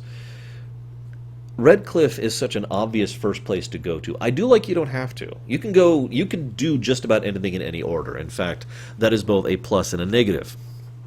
In some circumstances, characters will say things that feel a little contradictory compared to things that have already happened to them, or that they've already discovered or unveiled or whatever in other areas. Like, you can go to Orzammar first, and then you can go to Redcliffe, and then you can go to the Mage's Tower, and some of the dialogue from the characters there simply will not fit with the events that have already happened in your playthrough.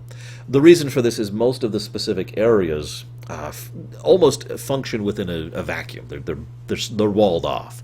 So all the stuff within Orzammar only really affects and changes Orzammar, and all of this stuff in the Mage Tower only really affects the Mage Tower, and so forth and so on. There are some crossing overs here and there, and of course there's a lot of side quests which allow you to do stuff here and there, which is one of the reasons I know some people suggest you go to Denerim immediately to get a lot of those side quests. But the point is, this is simultaneously good and bad design. It's good because it does allow you to do whatever in whatever order.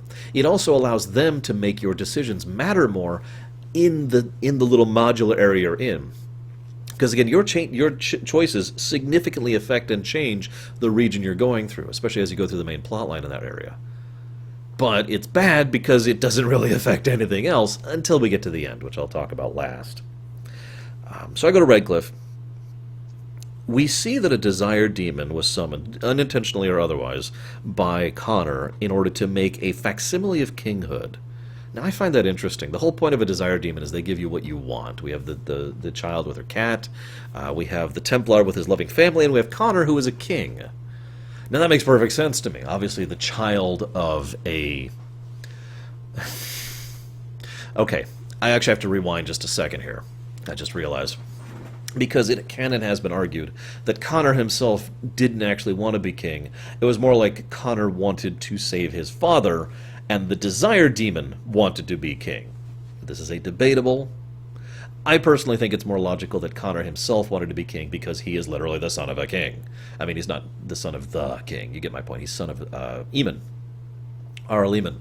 Someone who is a very powerful, wealthy, influential noble, and someone who has probably raised Connor, like you do, in order to be a very wealthy and powerful and influential noble. So he's very accustomed to most of these ideas of ruling, just not the specifics and the nuances of them.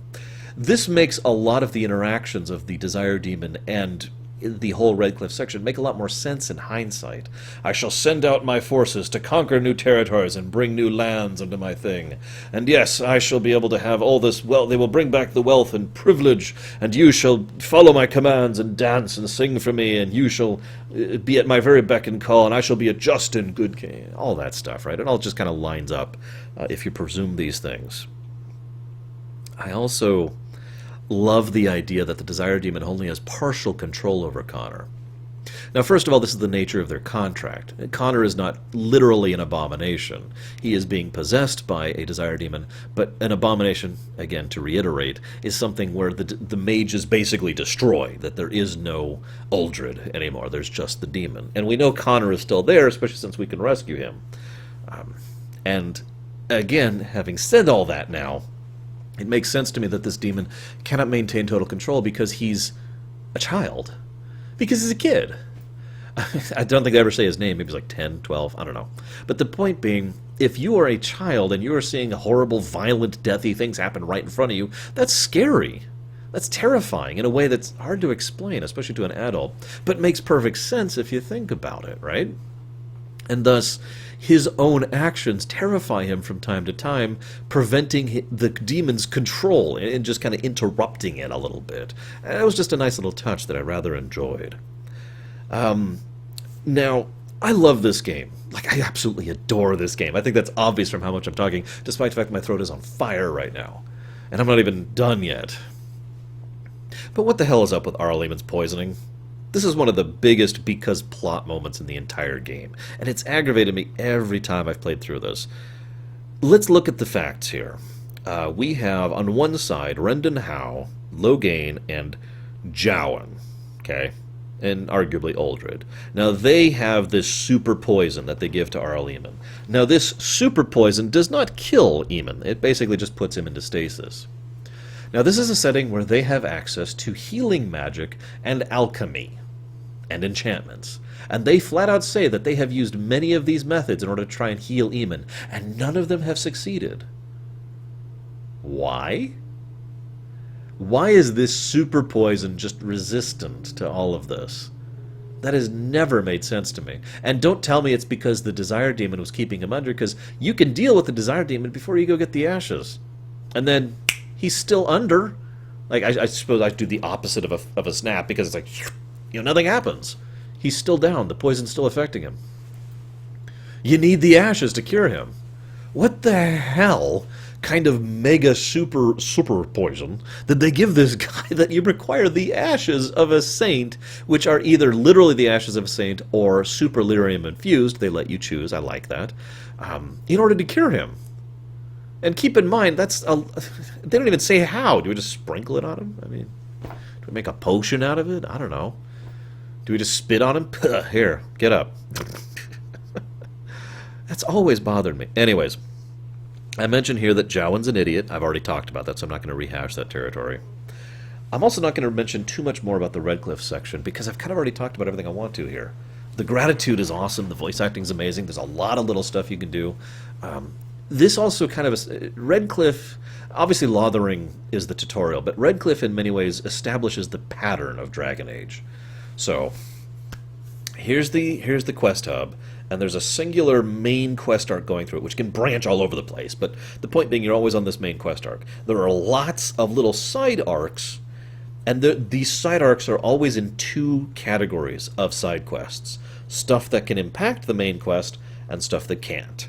And there's several of these going throughout Redcliffe. Now, most of the Redcliffe side quests do specifically impact the main quest, because most of them you do before the attack, and thus what you do and how you do them kind of changes how the attack happens. Not all of them are like that.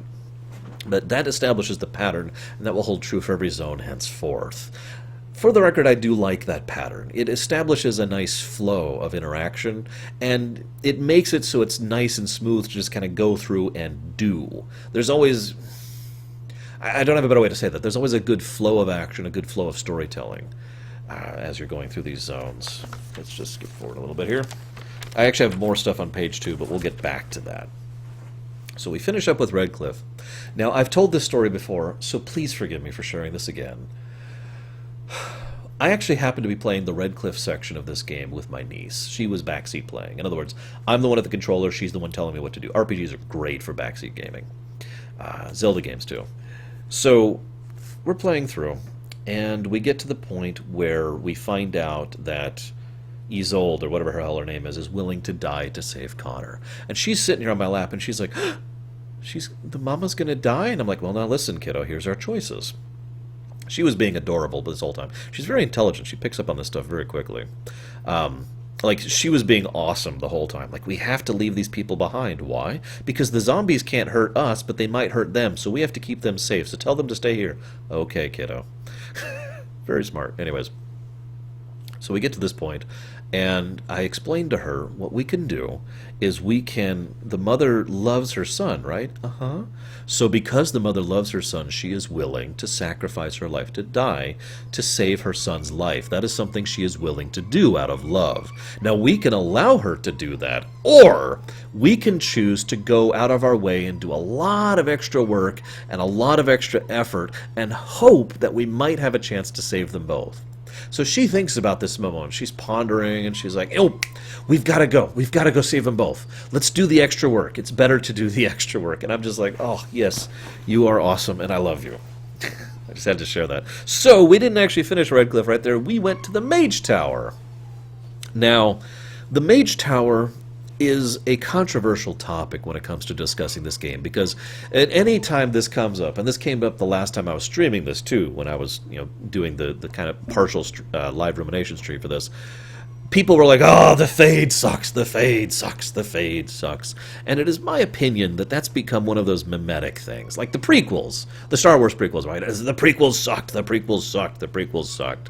Now, I'm not saying that people don't actually think that the prequels suck. Oh, for Christ's sakes. I'm sorry, that's the dog. I'm not saying, it's their dog, that the prequels don't suck. That's not relevant. You could, of course, have that opinion if you want. However, I've noticed a lot of people seem to just kind of ape that opinion because it's the popular opinion. Now, I do that too, or at least I used to. I've been trying very hard for the past several years to basically get out of that habit of just agreeing with something because it's the common consensus on a thing. And that applies to the Fade, because I actually liked playing through the Fade this time. Like, I specifically went out of my way to set up a specific save, so I would go through without any kind of cheats, and on hard difficulty. I didn't turn it up to Nightmare, because I wasn't ready for that, not enough time. But in order to go through it, and I still very much enjoyed it, and I kind of want to talk about why very briefly, from a game design perspective.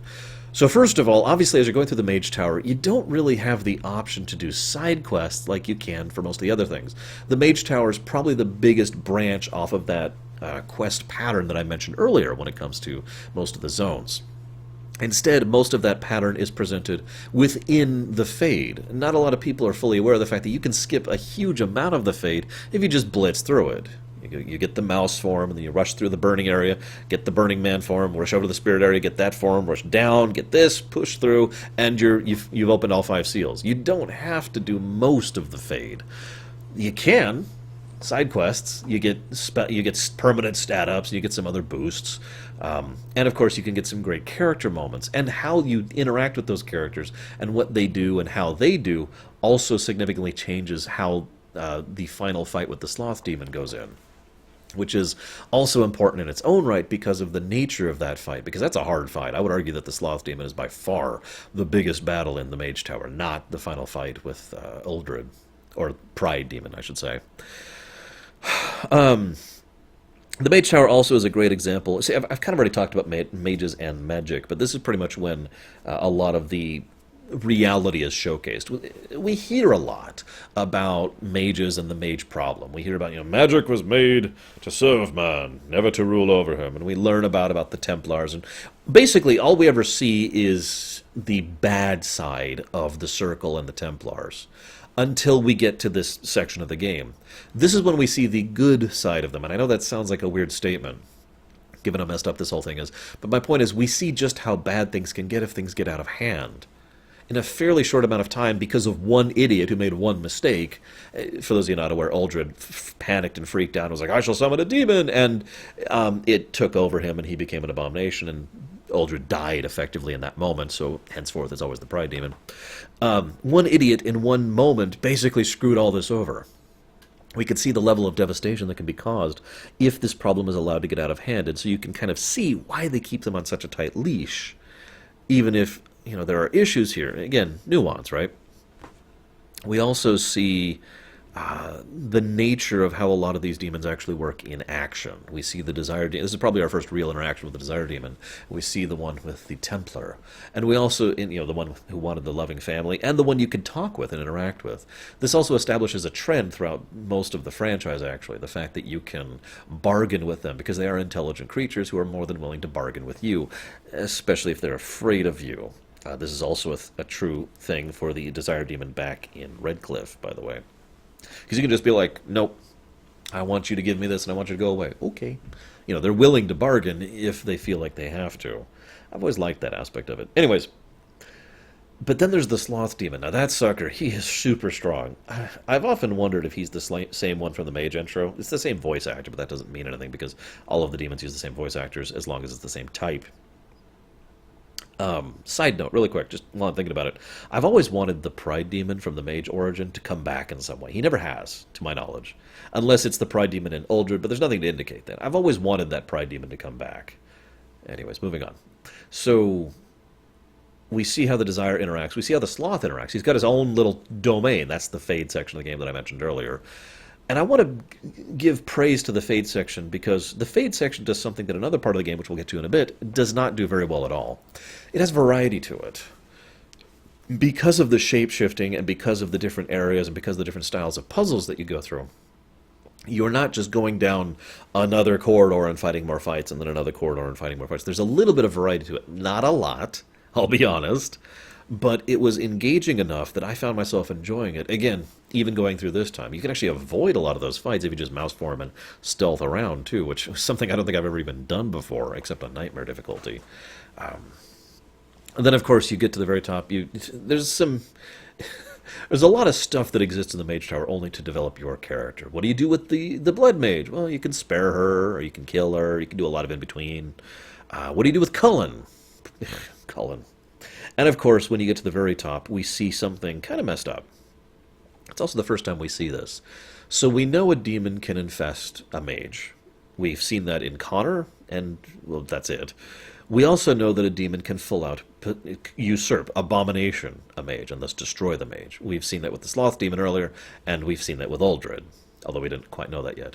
When we get to the top, we see that mages can be tortured into dying, basically. A demon cannot force their way into a person unless there is something to allow that to happen. In other words, so I mentioned earlier that mages are always in danger, but most of that danger is from lack of knowledge or lack of defenses. In other words, a mage generally has to let a demon in to destroy them and become an abomination. What we see here is mages who are quite literally being tortured into accepting this as a way of ending their torment and ending their pain. And that's kind of messed up. Basically torturing someone into accepting death. Anyways. So we beat him.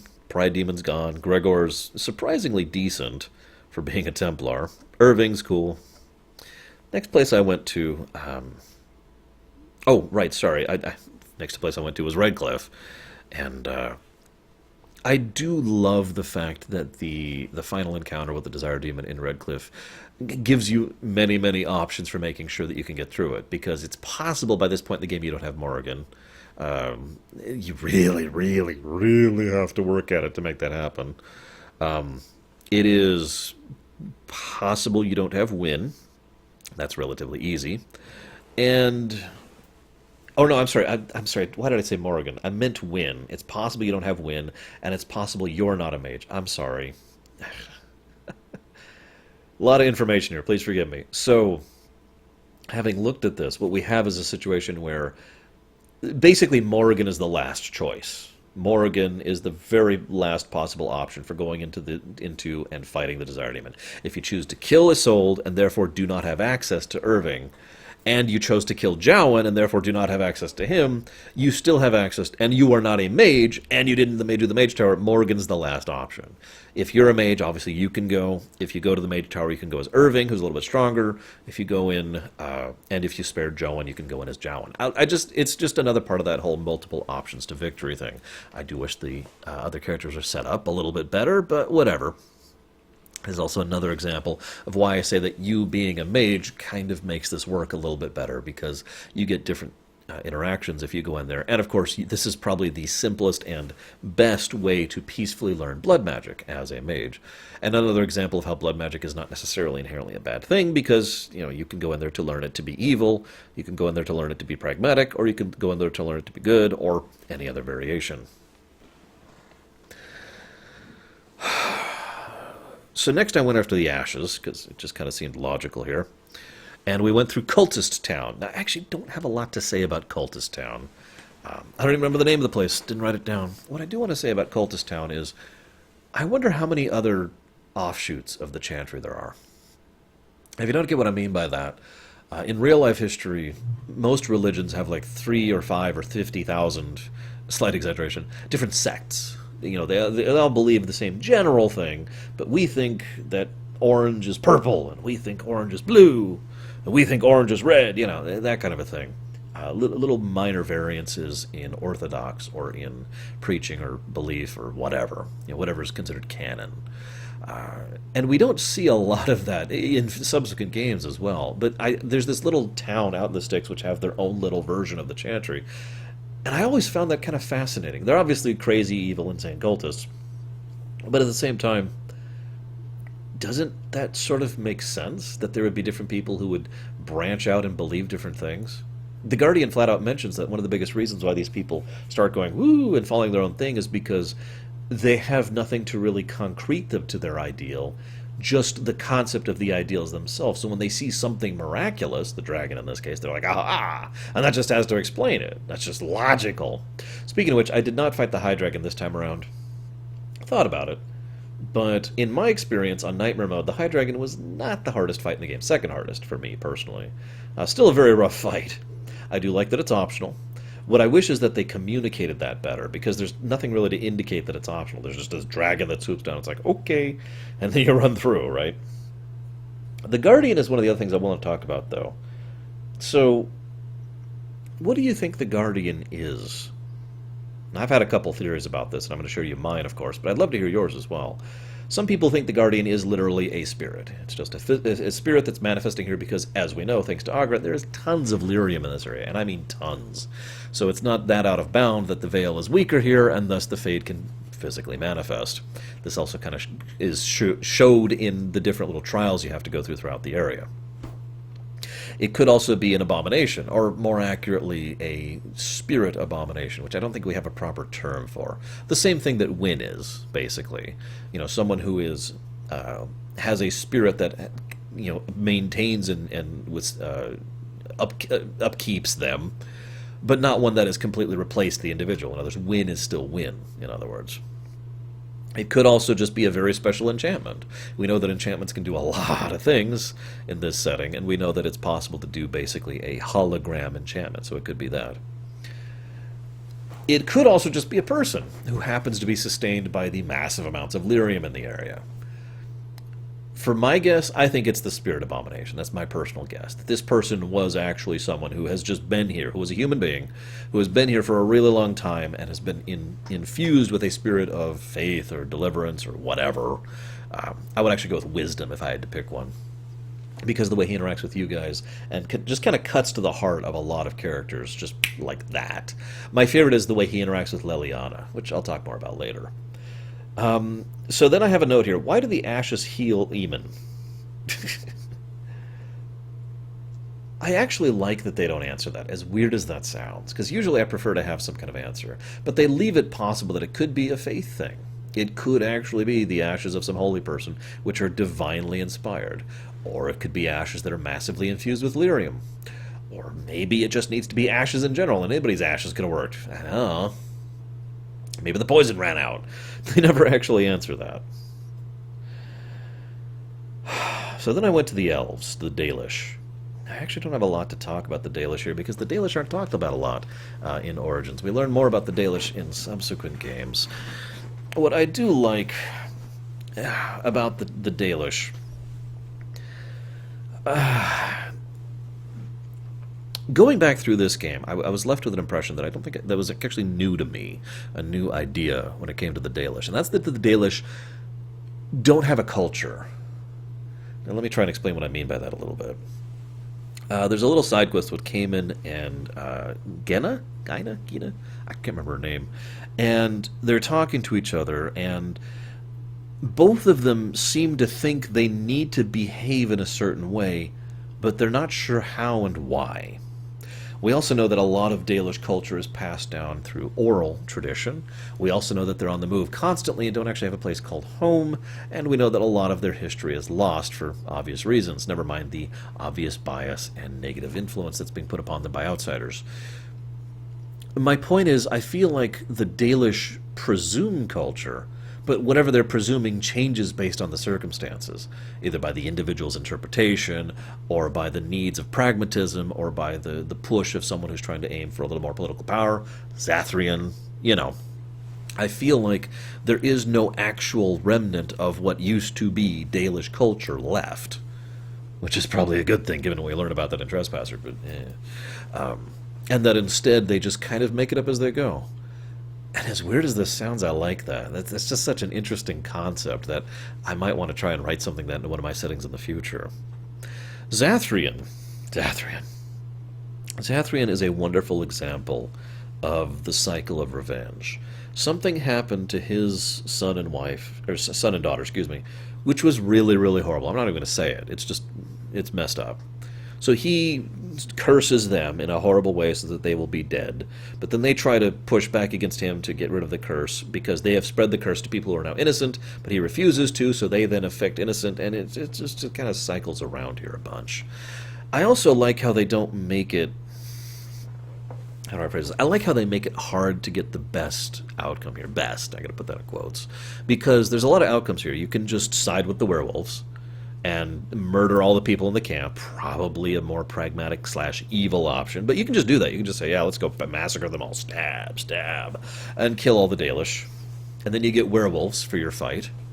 You can also side with the Dalish and massacre all the werewolves and kill, I can't think of her frickin' name right now, White Wolf or whatever her name is. Or you can try to bargain with both to free the wolves, which allows the Dalish to move on from, let's face it, the false leadership of Zathrian, and allows you to get Dalish help in the fight in the future. Couple bonus thoughts here really quick. I do like how the game makes it very hard to accept this peaceful option. Your first encounter with the werewolves is a violent one, and so is your second, and so is your third. It takes a while for the werewolves to be willing to talk at all, and even then, it's like, okay, sure.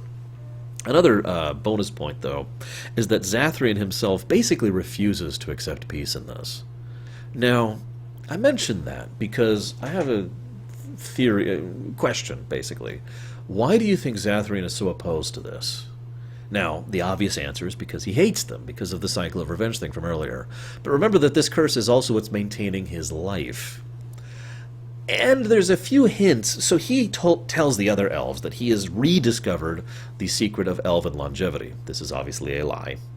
But there's a few hints, if you talk around town, that he's basically starting his own little mini elvish fiefdom thing. That he, more of a cultural fiefdom than a military one, but the same general concept. I am now in charge. I say we should do this because we should do this, and I'm kind of enforcing his will on the others around him. Now I know he's the keeper and the leader and can technically do that, but you get my point. I get the strong impression that one of the reasons now, in addition to his hatred of them, is that he wants to keep going and establishing his new little mini empire, or mini conclave, if you will. It is not until he is defeated and realizes the nature of what's going on that he accepts death willingly, and thus allows him. And even then, you have to persuade him. I'm only going to talk about the DLCs very briefly, and I'm not covering Awakening at all. I mean, I've already been talking for like 2 hours. I just want to mention very quickly that Avernus is an interesting character and one of the better dilemmas in the game, in my opinion. I'd say probably the second best dilemma overall. The best one being the Balin and Harrowmont one. Avernus is someone who is obviously very, very pragmatic, to the point of basically being fully irreverent towards any kind of taboo. Anything he does is acceptable. Now, any ends justify the means. Or any means justify the ends, sorry. You get my point. I also feel very strongly that he is not necessarily a terrible person. He's the kind of person who basically just cares about results and wants to push that no matter what. I do like the fact that his results are concrete, and that he is not, despite everything I just said, he's not actually evil. There's no mustache twirling, there's no and he doesn't actually want to hurt people. He will. He will hurt and torture and kill if it accomplishes his goal, but there's no malicious intent, there's no outright seeking to do such harm. Quite the contrary, he is actually trying to cure this overall thing and to design a future for this anti-Darkspawn tech that he's working on, so that they can actually make it work in a way so that the calling goes away, and the joining isn't a big thing, and the harrowing is more survivable, and etc. Oh yeah, quick aside. What do you think dictates how you survive a harrowing? We don't actually have any information on that. The most prominent theories I've heard are that it's pure random chance, or that it's something about your soul, that it's literally like testing your internal self, if you are strong enough to resist it, willpower kind of a thing. That's what I prefer to like, but who knows. So then we go to Orzammar. Can I just say that I love the Orzammar section of the game, with one exception. I really do.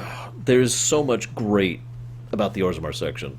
I'm going to try and keep this brief because my throat is dying, and I've been talking for a long time now. I love Dwarven culture. I love the idea of the way they utilize castes, because they have the caste system, which is, it's a caste system. But there's also ways to shift castes. There's ways to upgrade castes or even downgrade castes based on your standing or your actions. And of course, your children. The way that children inherit their mother's or their father's castes, and of course that leads to many women trying to specifically court someone of a higher caste, so that they can then have a child which would then be grandfathered into that higher caste. Even though they would not be, they still get to exist and have the benefits of living that kind of lifestyle. There's this whole system, which I love. And of course the casteless. Now, I've actually had to describe casteless to people before. The idea is that they are less than dirt, that they have actually no value, that they functionally have no place in society. What I love most about the casteless, and admittedly some of this comes from Dragon Age 2 and Varric, is that the casteless are, as I mentioned earlier, absolutely mandatory to the survival of the Dwarven people. They cannot continue to function as a society, and most notably as an economy, without the casteless basically being able to support them, being willing to do jobs that are otherwise considered forbidden or unacceptable. It's like being a surface dweller. So many the dwarves without the pipeline to the surface, it is implied, and I believe, would cease to exist. They just wouldn't be able to sustain themselves. So they need those caste lists. They need those caste lists doing those dirty jobs, doing the trading, doing the interacting with the rest of the world, doing the all of the stuff that keeps the other people on top, but also surviving at all. I love that concept, and it's funny to me because I imagine that most dwarves who have a brain know this. They just, well, obviously they don't want to be casteless themselves, because then they lose all their prestige back home. I'd have to go up top, and I'd have to actually work. Screw that.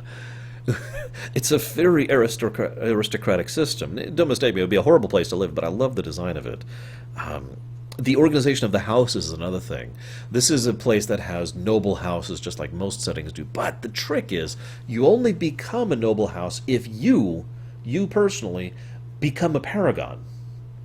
And the requirements for being a paragon are purely meritocratic and very strict. You have to do a fairly significant amount of benefit to the Dwarven people or to the Dwarven society in order to become a paragon. Branca being the most recent one, and the only one in quite some time, and the only living paragon right now.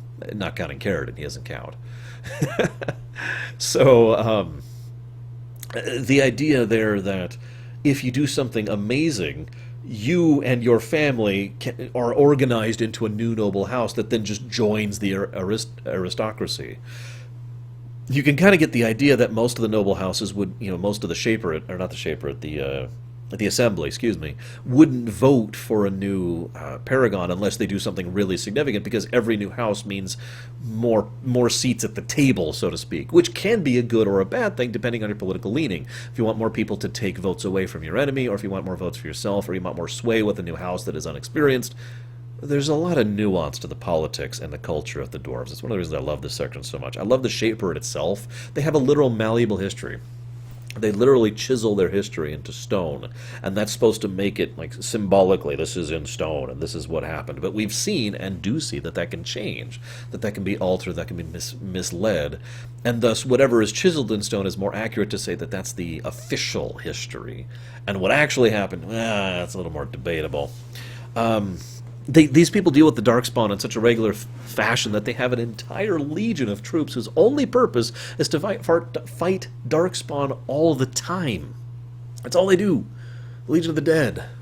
Their entire purpose is to go die fighting the Darkspawn to keep the rest of the people safe. And people sign up for that because they know the threat the Darkspawn pose. Remember, anytime a blight is happening, it's kind of a reprieve for them, which means all you have to do to understand how the dwarves live on a regular basis is think about the swarm up top all the time.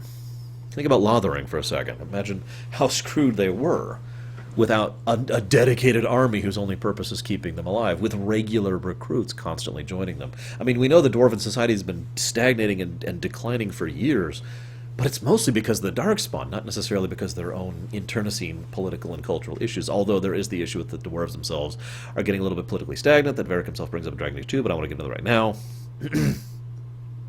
The provings, I love the provings. I love the provings. The thing I love, so there's two things I love about the provings. First is the fact that the proving is something that's done as a form of entertainment, of course, and that people can basically rise to prominence and wealth and prosperity. Oghren himself is someone who is really, really good at provings. He's one of the best warriors of his generation, arguably still is in some ways, and he was so damn good that he basically became wealthy and privileged and valorous and, upper echelons of society just because he was really good with an axe. I mean, I don't mean to dissuade that, because obviously being a good warrior is a very difficult thing to do, but you get my point. They venerate that kind of martial prowess. It makes sense that they do, because they have to deal with the Darkspawn all the time, and have for centuries, which brings me to my next point. They have a whole cultural, in fact, I would argue so much as to say religious side to the provings as well. Whoever wins a proving is right. They are the ones who have the blessing of the ancestors, and therefore they are the ones who are actually correct. Someone could go out there and say, the earth is flat. And if they win that proving, the Dwarven people will be forced to say that the earth is flat. Because that's how that works. And of course, lots of people use this and abuse this in order to get their own ways. Balin being one of the most obvious examples of someone who constantly is manipulating the proving. But that's, of course, because Balin doesn't actually believe in that. He is, as I said earlier, progressive. So we can see how people can misuse and abuse the system, but also how it itself is a fascinating just test case of culture. I love it. And then, of course, there's the Haremont and Balin thing.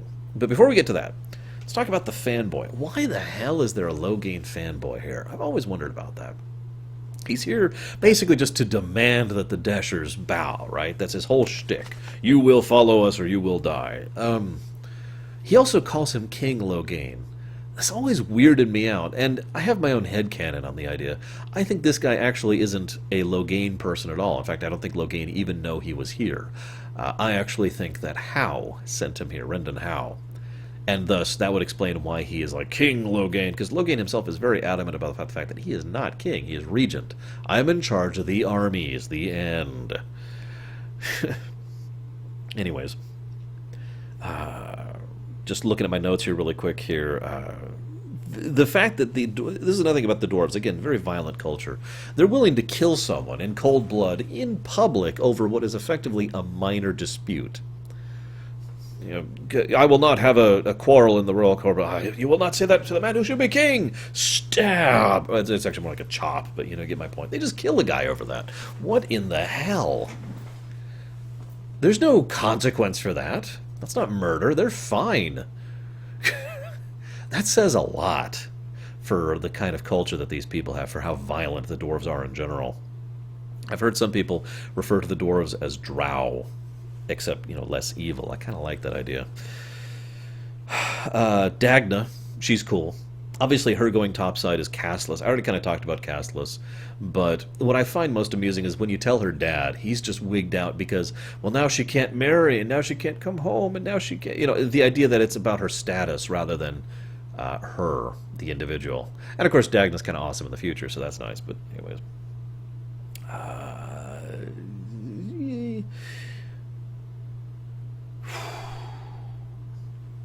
So let's talk about the Deep Roads next. Sorry, I was debating.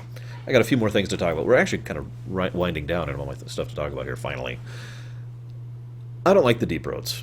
The Deep Roads are by far my least favorite part of the game, by a huge margin. The Deep Roads feel like they don't fit in any of the structure of the game, and in total contrast to the Fade, aren't varied at all, don't really have any interesting gimmicks or tricks or, you know, the shape-shifting or anything like that. You're just going through a cave, and then going through a ruin, and then going through a tunnel, and then going through a cave, and then going through just fighting and fighting and fighting and fighting and fighting and fighting. Every time I get to Orzammar, I love Orzammar, the city. Then I hate the Deep Roads, and I love the conclusion. It's my favorite part of the game, except for that one huge section. And I think the biggest reason I don't like the Deep Roads is because they're just boring.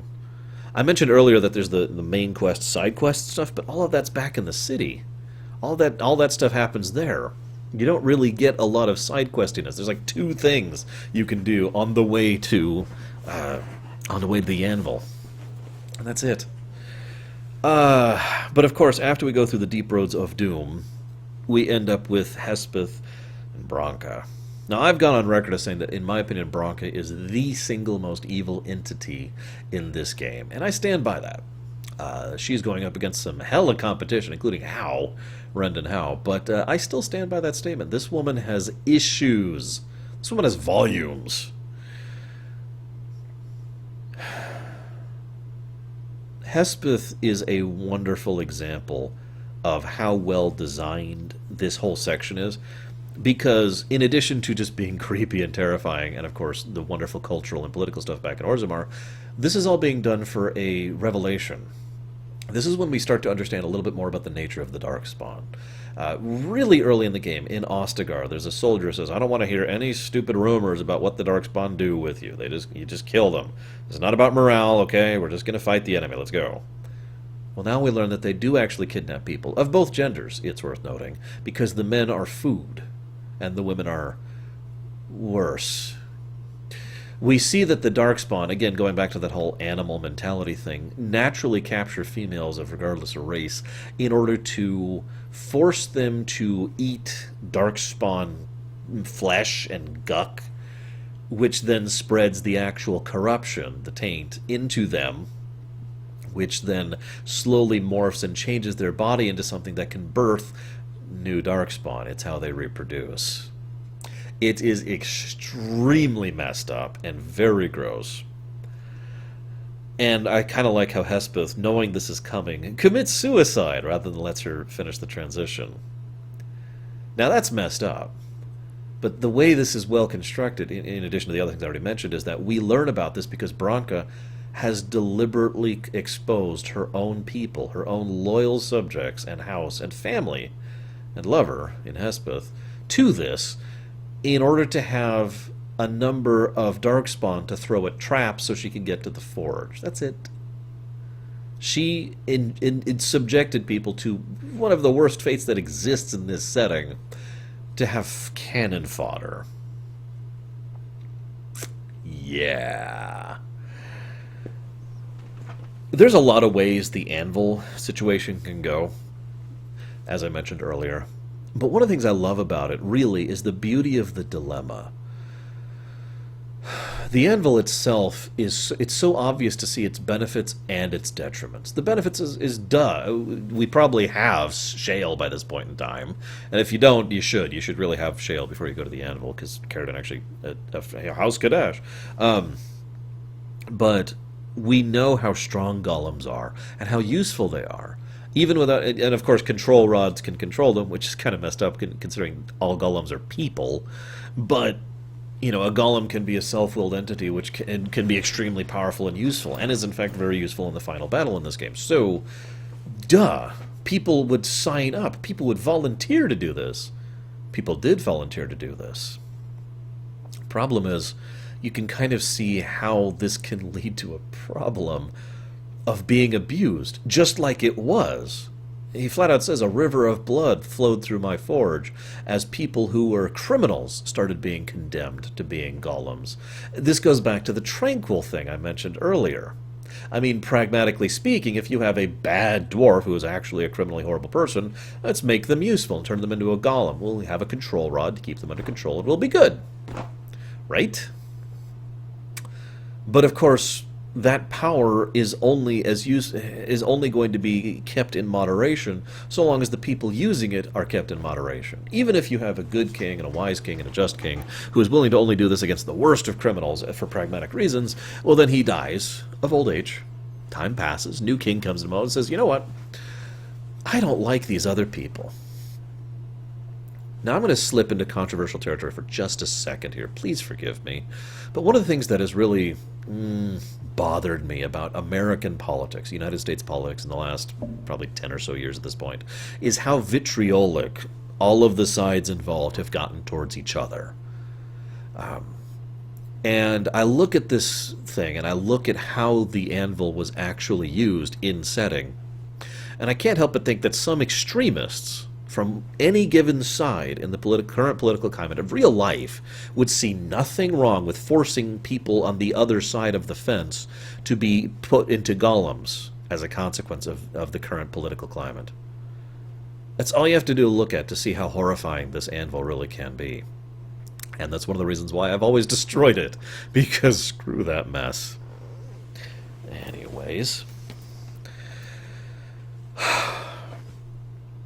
having done so, and then of course you have Harrowmont and Balin. I have to talk about Harrowmont and Balin. There's no good answer there. There's no best answer. Harrowmont is a good man who is traditional and weak. He knows how to get some people on his side, but mostly because those people are using or manipulating him or his position. Balin is kind of a bastard, as I mentioned earlier. I kind of already talked about Balin, but he is someone who is very progressive and very strong politically. He knows how to manipulate others, and he knows how to get stuff done. Who do you pick? Now, historically, I tend to pick Balin. I have actually had some people say that Balin is no different than Anora, and therefore I shouldn't dislike Anora as much as I do, and I should just pick her, but I don't agree. Because, functionally speaking, Anora is more the Harrowmont here. Anora is the one who just wants to keep everything the same. Wants to make sure that we all have the same kind of political mess of lying and misdirection and deceiving and just being a horrible woman. Whereas Balin is someone who actively wants to try and make things different and wants to try and improve things, greater relations with the surface, greater protections for the casteless, greater changes to the overall dwarven culture. Keep in mind, as I mentioned earlier, dwarves are basically dying out. They need someone to change the way they're doing things. So for me, Balin's really the only option here. But it's a great dilemma. It really is, because there is no actual good choice here. Even putting Balin in charge means basically being a bastard and causing a lot of untold strife as he butchers his way into power. This is especially funny if you're a dwarven noble when you do this. Before I get to the final section of the game, I want to talk about the characters briefly. And I say briefly because I'm starting to get hunger pains. I've literally been sitting here talking so long, I'm starting to get a little dizzy. This might be my longest rumination yet. Holy crap. This is what you get when you ask for a proper remake. Please don't ask for any more proper remakes. A lot of the characters, a lot of the main characters, a lot of party members have had a lot of thought put into them and were written by different people, which helps to flesh them out significantly. One of the common trends is that they have masks, sometimes one, sometimes multiple. Alistair is the most obvious example of this. I do like Alistair for reference. In fact, I like all of the party members in Dragon Age Origins, which is one of a very small number of games I can say that about. Alistair is the most obvious because he's got this mask of irreverence and joking around, and I just love how a blight brings everyone together. You know, he's just got that kind of jocular, I don't care about anything facade. And it is a facade, and we can tell relatively early.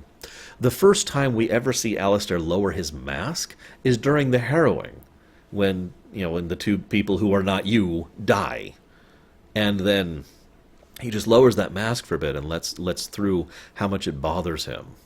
And you could see him, he just kind of does this, depending on how you act throughout the course of the game. Another good example is when you have your first nightmare about the Archdemon. And he drops the mask for a bit to be real with you, and then puts it right back on. He is also very thoughtful and intelligent, and most interestingly enough to me, he's very observant. He pays a lot of attention. Well, let me rephrase that. He can pay a lot of attention, but he usually doesn't. He has a lot of problems with being in charge, which is the most obvious thing. But more to that, he has a lot of problems with loss. His whole fear of being in charge isn't about the fact that he thinks he would be a bad leader or the fact that he lacks confidence. It's that he doesn't want that kind of burden of knowing that loss. He has been a soldier in more ways than one. He knows what it's like to see people who are ordered into their deaths or to be ordered to accomplish whatever. I mean, he was under Eamon for however long, just like Connor was. He does not want to be the person who turns to someone he knows and may or may not care about and say, I demand that you go off and die. It's a nice little aspect to him. The biggest problem with Alistair is that he has a little bit of a binary morality, which just doesn't fit this setting. He tends to think of things in black and white. The biggest example of this was when it comes to Loghain. He is utterly adamant against going with Loghain. In fact, to my knowledge, there's only one way for you to keep Alistair as a party member or as king or whatever, and spare Loghain. And I don't remember the path right now, please forgive me, but I know there's a way you can do it. Pax found this out, and I was like, holy crap. Alistair, that being said, reminds me a lot of Kaelin. The two look a lot alike, too, which is funny. But the reason I mention that is because Alistair is the kind of person who I firmly believe could be a good king if he had time to work into it. He wouldn't be a good king now. In fact, he'd be a terrible king now. But if he was allowed to grow into the role, I think he would do well. Of course, I would think the same thing about Kaelin, but, whatever. I mention this, though, because that brings up the hardening. Now, you can harden out Alistair and you can harden Liliana. I never harden either, for reference. But that's because I'm more of an idealist than anything. There's a lot of pragmatic reasons to harden both of them, to make them more cynical, more bitter, more practical, and basically worse people, but more capable of dealing with a very harsh and unforgiving world. That's the whole point of that. And if you do that, Alistair becomes a far more brutal king and far more arguably effective king. But I also would say that he becomes less of a progressive king, that he is more content with simply allowing things to be the way they are. And as I think I made clear earlier, I would rather things change. Also, I have to admit, an unhardened Alistair sends you one of the funniest notes in Dragon Age Inquisition if you leave him unhardened, and he's king, so whatever. Morrigan Alistair and Morgan are my favorite characters, by the way, in this game, just to lay that out really quick here. It's hard for me to pick between the two of them. Morgan is arguably more nuanced than him, but at the same time, a lot of that is on the weight of the voice actress. Claudia Black, that is her name, right? I know Claudia is her name because I say it all the time, but she is a really, really good voice actress. She knows how to put the exact right type of hesitance or unspoken emotion into her tone. She and Morgan are the exact opposite of on the nose. Rather than just saying what she's feeling or saying what she's thinking, she will say what she wants to say, and you will infer what she is thinking or feeling from her performance. It is absolutely amazing. She also has multiple masks. Now, the most obvious mask is the hard mask, the one of mockery, the one of bitterness, and the one of cruelty. This is the mask of, let's call it what it is, survivalism. The mask that has been built into her over her time under Flemeth. There's a wonderful scene, forgive me, in Inquisition, where she will confront Flemeth over this. And again, the actress sells this scene because you just get how much she suffered and how much she hated being under Flemeth from that scene and from how she just rails on her. You will not take my son. You will not do to him what you did to me. That is not something that I will accept, you know. It is very powerful and very impacting, and holy crap. But we get, and she could just stay that way the whole game. A lot of these characters may or may not change based on your choices. So obviously, again, lots of branching options in this game. I love it.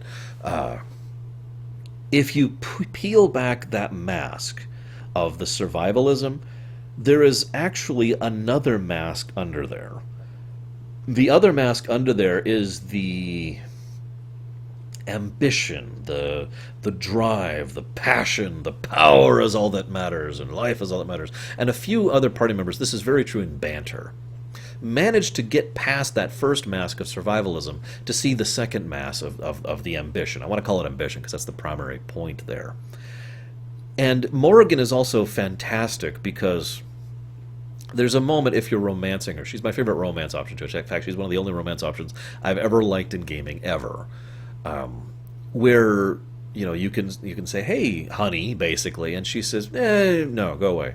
And if you say, well, what's wrong? She will immediately get very defensive and say, oh, what? Should I just dance to your tune and do whatever it is you demand of me? I am not some simple toy.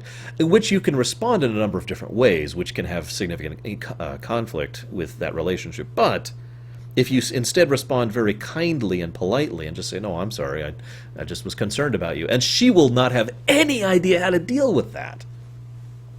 Morgan is interesting to me because underneath both masks, what you have is someone sensitive and I'm trying to think of how to phrase this. Sensitive, vulnerable, and sentimental. That's the real Morrigan underneath all of that crap, underneath all the layers and defenses she's had to build up over the years. And she hates that part of herself. She fights against it constantly. She even there's this great line where, you know, this could have been so much easier if we hadn't gotten close, but I don't regret it for a second. Why would she? I have talked many, many, many times recently about the difference between tangible and intangible. And Morgan is someone who very firmly is someone who values and cares about the intangible and has been trained her whole life to only care about the tangible. And it's that wonderful contrast between those two things that makes her character so interesting, that and the amazing writing and the awesome acting. I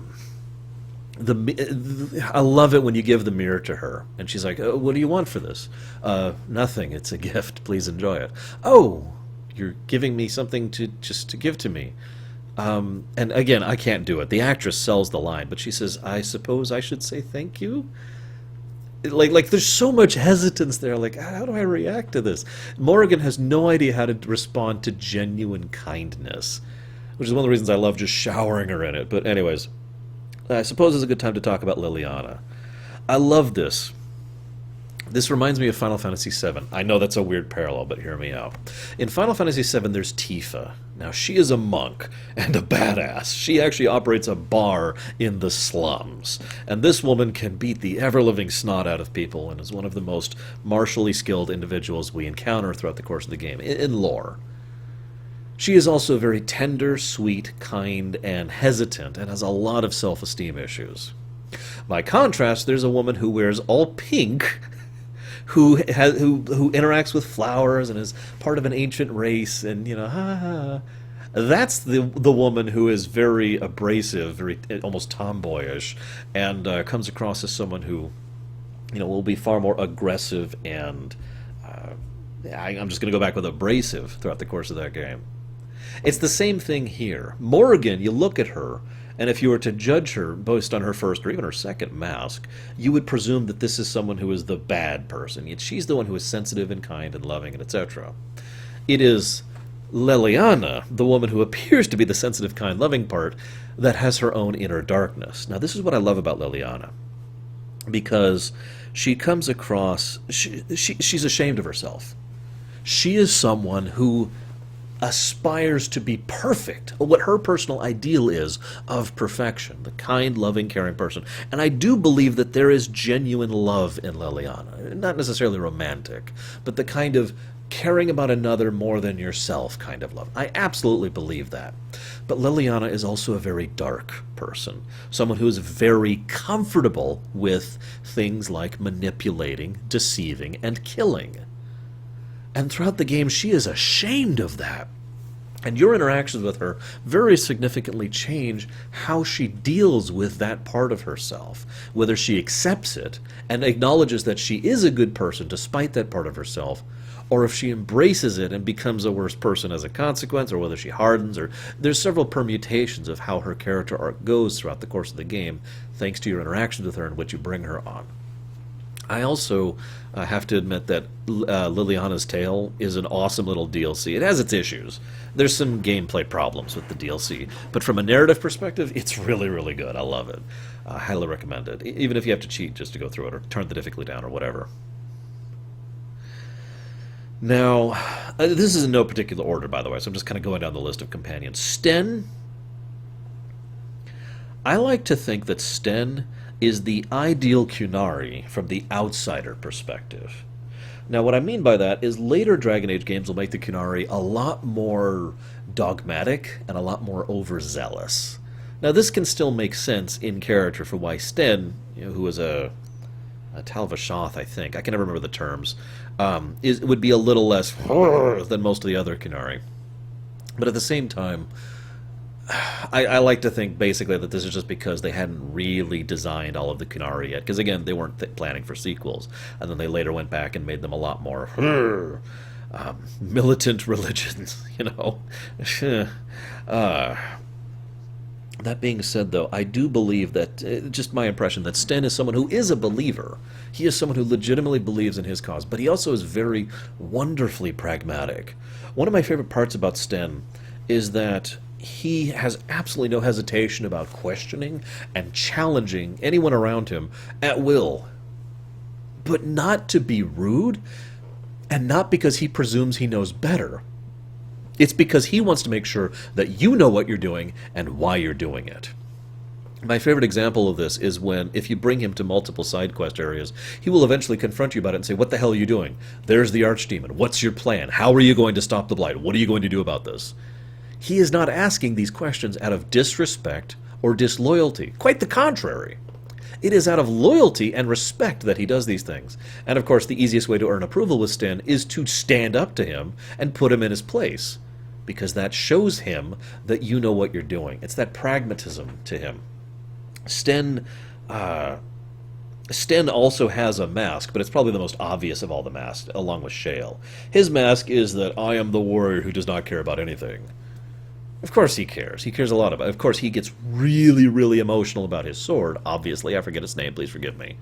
But he also gets into things like sweets and little niceties of life. He has his own things that he enjoys. He reminds me about Worf in a lot of ways. In fact, if they actually had Michael Dorn voicing him, that would have been kind of awesome. Because he's got that image. I have to maintain this image at all times. Is that a cake? Oh, no. Which brings me to Wynn. Now, Wynn is interesting to me.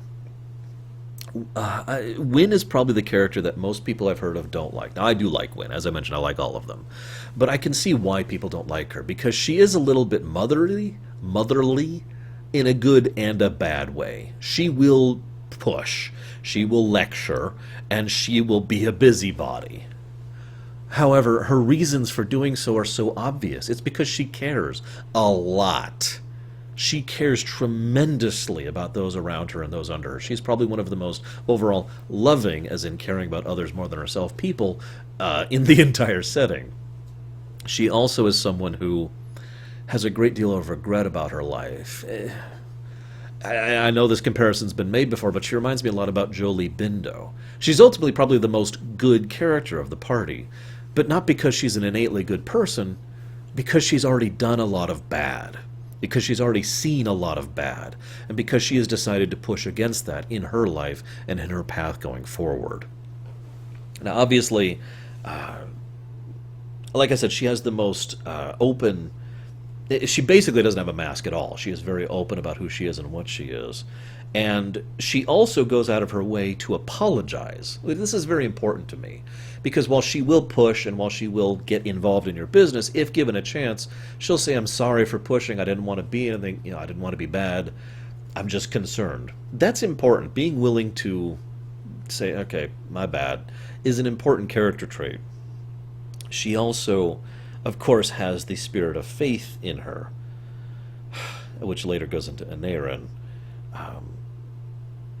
What I see in Wynn, it's been called a spirit of faith, and that makes sense, but for the longest time I didn't think it was a spirit of faith. I thought it was a spirit of, I don't know what to call it.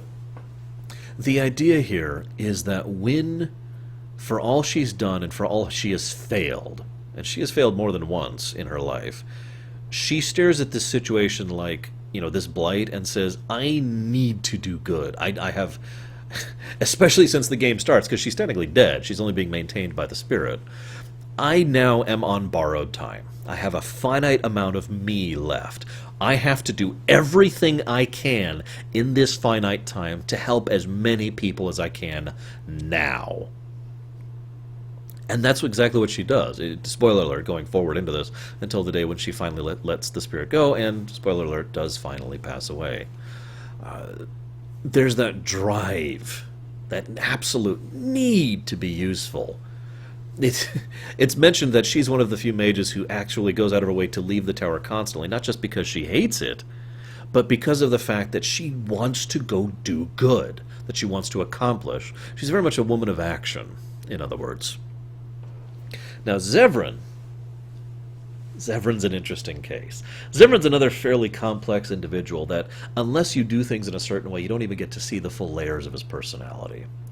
Zevran is someone who... He has... His biggest mask is his irreverence. Now, I mentioned that because, unlike Alistair, who keeps that mask up but obviously drops it every now and again and obviously cares, Zevran doesn't care. His mask is there because he has nothing underneath it. Until Rin. Until his circumstance with Rin, where he ended up having to kill Rin. And that, of course, absolutely destroyed him inside, thus he took the most dangerous assignment he could to get himself killed. Now, I've heard several people, including me, bring up the obvious contradiction that Zevran, obviously wanted to die and then begged for life. But in hindsight, I don't think that's a contradiction, because Zevran is a yearning. He wants. I don't think Zevran knew what he wanted until he fought the Warden, and then he saw the idea of, and he didn't actually know what he wanted there. He just saw something there, so he was like, okay, I'll go ahead and bargain for my life. Maybe there's something to this Warden. I don't know, we'll see. I mean, he was able to best me and all my people, right? And then, based on how you interact with him, Zevran slowly begins to learn exactly what he wanted. Purpose. Or, if you prefer, meaning. The idea that Zevran very much wanted to be someone who had meaning and significance in his life. He's a little person, and he knows he's a little person. He doesn't want to be the big person. He doesn't want to be the world mover. He just wants to be a part of something that matters. And he never had that with the Crows, but he can have it with you. The romance reflect this perfectly. Now, I've never personally done the romance with Severin, but I've seen it several times, and I've read it, of course. The If you push him too hard romantically, the romance actually ends. But if you let him have his space, what happens is Zevran over time starts to figure out what he's feeling because he doesn't know. He's never had a significant relationship before, romantic or otherwise. He's never had significance before. And so the very idea of significance, of something grounding, of something solid, of something bedrock, is alien to him. He's never had anything. Nothing underneath the mask, nothing underneath the surface. He's been a hollow shell until you have the opportunity to give him something, either romantically or as a friend, as part of this new group, which gives him purpose going forward. And of course, he can escape. He can kill. You can kill him. There's a lot of ways around Zevran. If you don't raise his approval enough, he turns on you because he has no purpose, because you didn't give him one. So that makes sense too. Now, Shale. I actually have the least to say about Shale because Shale is the most obvious character. Interesting, funny, good, but ultimately not a lot of layers to her, ironically. Shale is fairly alien. I love the idea of gems being a cosmetic thing. That's a great idea. She also has the presumption of property. See, what I like about Shale is she has a mask of superiority and uncaring, which is in fact just superiority. She naturally assumes her own superiority to others around her. And that's fine. She's a golem. She is in many ways superior to others around her. But the mask is the uncaring part because she's been so abused for so long.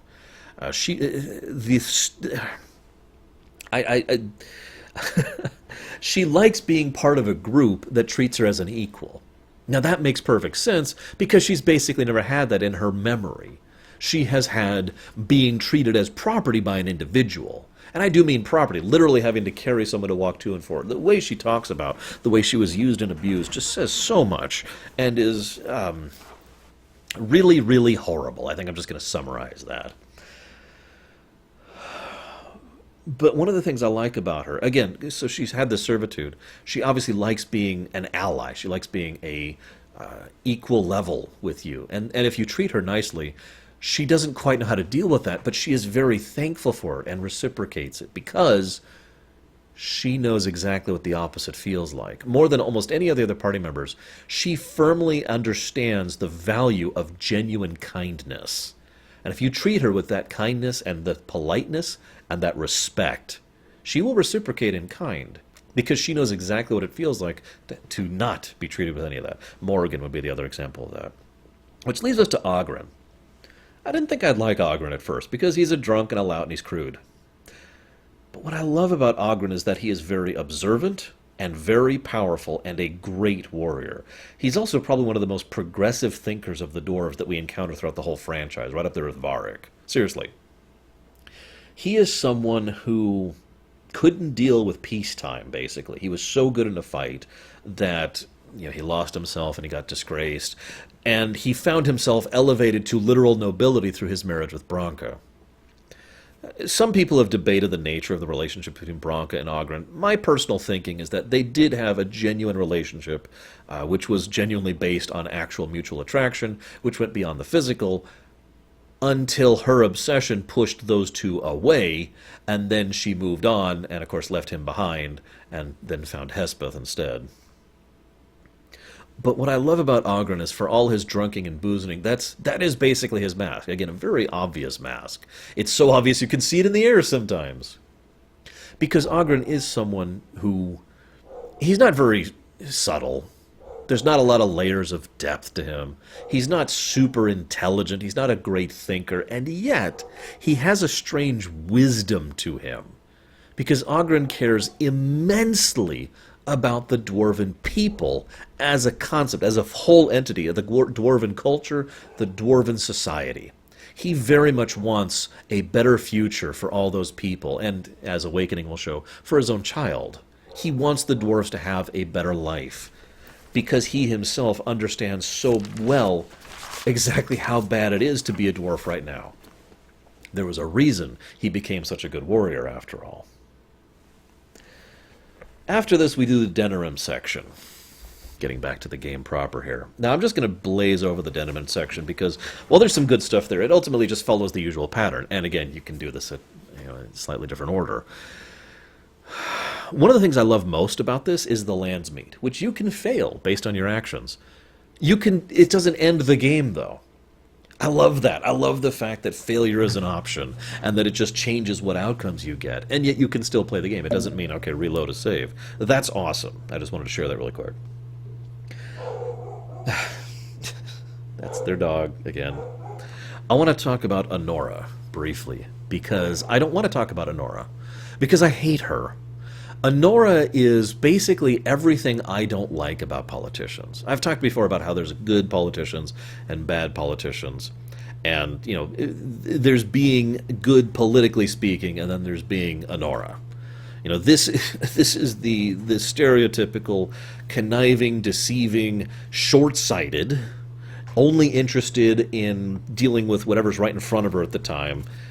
She's very good at manipulating the political scenario around her, but she's only doing so with short-sighted self-interest. That's why I don't like her.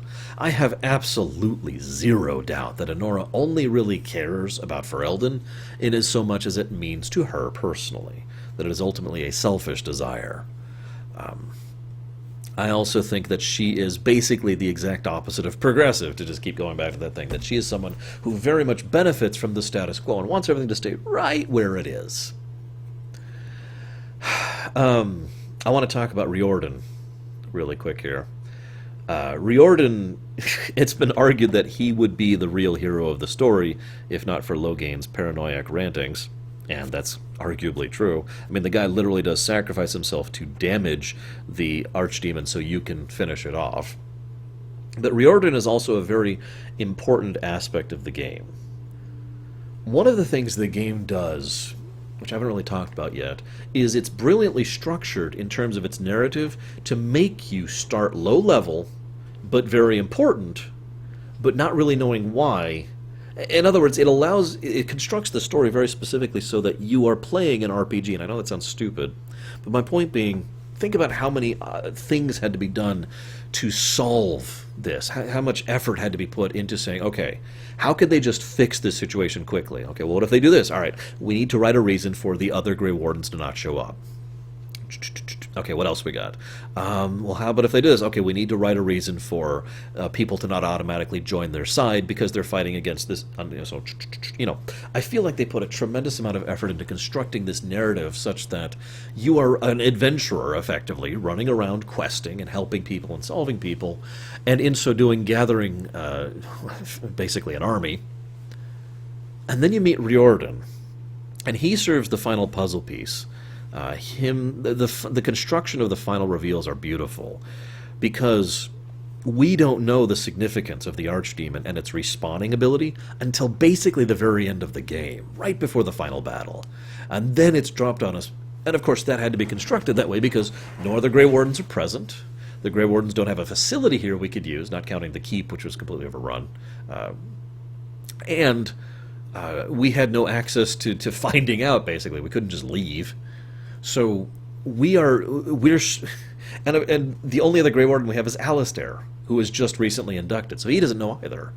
The idea here being, basically, imagine if you were a Jedi, hear me out, and you have been recruited, you're like, oh, I have a Jedi, I have the Force, and then all of the people who know anything about the Force are killed. I don't mean, like, obviously random people, but, like, the Jedi Master above you is killed, and no other Jedi Masters exist, so it's just you and this other guy who just became a Jedi, like, 3 weeks ago. Slight exaggeration. Thus, the Force is an alien thing to you. You don't even know the dark side exists. And all you have is vague rumors and vague impressions of Jedi and how important they are from the populace. This construction of this narrative ensures that you stay in the dark in a way that makes sense and is fully logical when we finally reveal everything that happens. We finally learn why the Grey Wardens are so damn necessary. Because otherwise, up to this point, it's just like, I mean, they're just a private army who fights Darkspawn. Okay. Of course, the other part of the final reveal is Morrigan, but I'll get to that in just a second. But first, I want to talk about the elf alienage and the Tevinter. we only get really codex entries about the Deventer, so we don't know a lot about the Deventer Imperium here. All we do know is that slavery is legal there and that they're evil. That the mages rule. I don't want to talk too much about the Deventer. What I find most interesting is the pragmatism of Logain's choice. He allows them to have free reign. He allows the Deventer to have free reign in the alienage, basically in exchange for their support in his war effort, in backing him. Now that makes sense if you don't care about the alienage because you presume it's lost, that you presume there's no salving it, so whatever. Take it, burn it. I will use, it's that whole pragmatism thing again. It just keeps coming up. The tranquil thing, the golem thing, and in this case, slavery. I will accept this horrible thing because that way I can use it to better use, right? Yeah. Slavery, of course, is illegal, and funnily enough, he doesn't even deny it when you approach him during the Landsmaid. They're like, there's no slavery in Ferelden. Yeah, but there's no saving the elven alienage. So what's the point? What's your problem? I suppose this is as good a time as any to finally talk about two characters I've been dancing around this whole time. Of course, I mean the famous Broma brothers. Quick aside. I mentioned earlier that the High Dragon was not the hardest fight in the game for me. It's actually Sir Cothrian. Now, or Sir Cothrin, she doesn't say her name that often. I have since been told that there's ways to completely glitch out the fight to make it much easier. I've never done those. So I've only fought her straight up, and it was very, very, very difficult. You're actually supposed to lose that fight and get captured. That's the final nail in the coffin for Honora, by the way. I don't take kindly to betrayal. And the fact is, she explains away her betrayal in one of the stupidest ways possible. She's like, oh, I was trying to... We were already caught, lady. What the hell were you trying to do? Anyways. Moving on. I hate Honora. Moving on. Don't have anything else to say about her. Except that it's actually worth getting caught just to see all the escape attempts. Obviously, Zevran and Oghren are best, but if you've ever done Sten and the Mabari, Barkamont, it's awesome. You should see all of them, just because they're all awesome. Moving on. Let's talk about Rendon Howe. Now, I don't actually have a lot to say about him, but I kind of wanted to save him for this period, because it leads so neatly into the next character I want to talk about. Howe is... I say Branka is the most twisted, disgustingly evil character, but Howe is kind of a more petty evil. He's actually a small fish. He's actually a fairly good example of a Krennic character. He is a small fish who presumes he is a big fish because he has attached himself to Logain, who is a much bigger fish. I mean, he's one of the only two Terrans in the land. He's also very, very, very selfish and actively depraved. In fact, he's so disgusting in his deprivations, it's astonishing he's allowed to get away with any of it. He is so horrible that he's just... I don't even have words for it.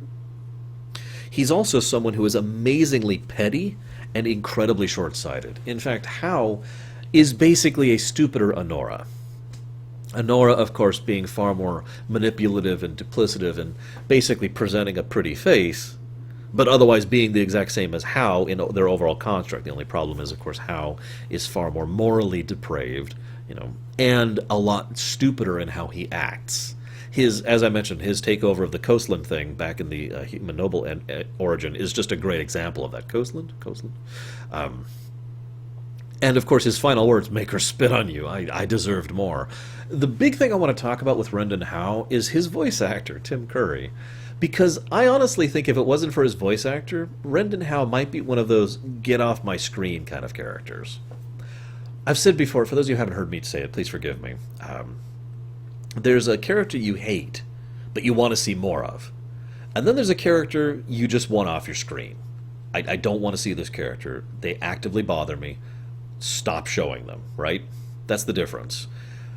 Because of Tim Curry and his amazing voice acting, I think he stands as the I actually want to see more of him, I just hate him kind of a thing. I love it. But of course, the only reason he's able to do anything, in my opinion, of course, is because of his association with Logain. Logain is probably one of the most interesting characters to talk about for me because, as I already mentioned, everything he does makes sense from his own perspective. He is effectively insane, And I do think that killing him is actually a mercy because of everything he has to go through. However, if you spare him, spoiler alert, he does show up in Dragon Age 2, or Dragon Age Awakening, sorry, and he shows up in Dragon Age Inquisition, and has a major role in Inquisition, at least. I also want to mention this, though, because Loghain is the kind of person who has been through hell, most notably with the Orlesians. Basically someone who was tortured into insanity, psychologically as well as physically. And so his perspective is very understandable. He also does have genuine morals and values. He is just extremely pragmatic. There is what he cares about, and then there is everything else. Loghain is the kind of person who... like was mentioned, I turned traitor and left my people behind, and Loghain flat out says to the traitor, "At least I took my men with me when I left." And of course, as we know, Loghain, thanks to FutureWorks, we know Loghain was partially right, that Orlais was actually scheming to get Ferelden back into the fold. Loghain, though, he has no masks, really. In fact, I would go so far as to say Loghain lacks the ability to have masks. In fact, that's one of his biggest flaws. The man has no real charisma. He is strong, and he is a brilliant tactician, but he is also unhinged. He allows Honora and Hao to do most of the politicking for him, and I think that's one of the reasons the country is in such a mess. I wouldn't be surprised if Loghain was not personally involved with a lot of the people who claim that they were working on his behalf that we encounter throughout the course of the game. That most of that was being done by his lackeys or side people. "I need the mages under control. Go get the mages under control." You can almost see him just saying that, right? Because to him, this is a very simple situation. Let's deal with the blight. We must attend to reality, Kaelin.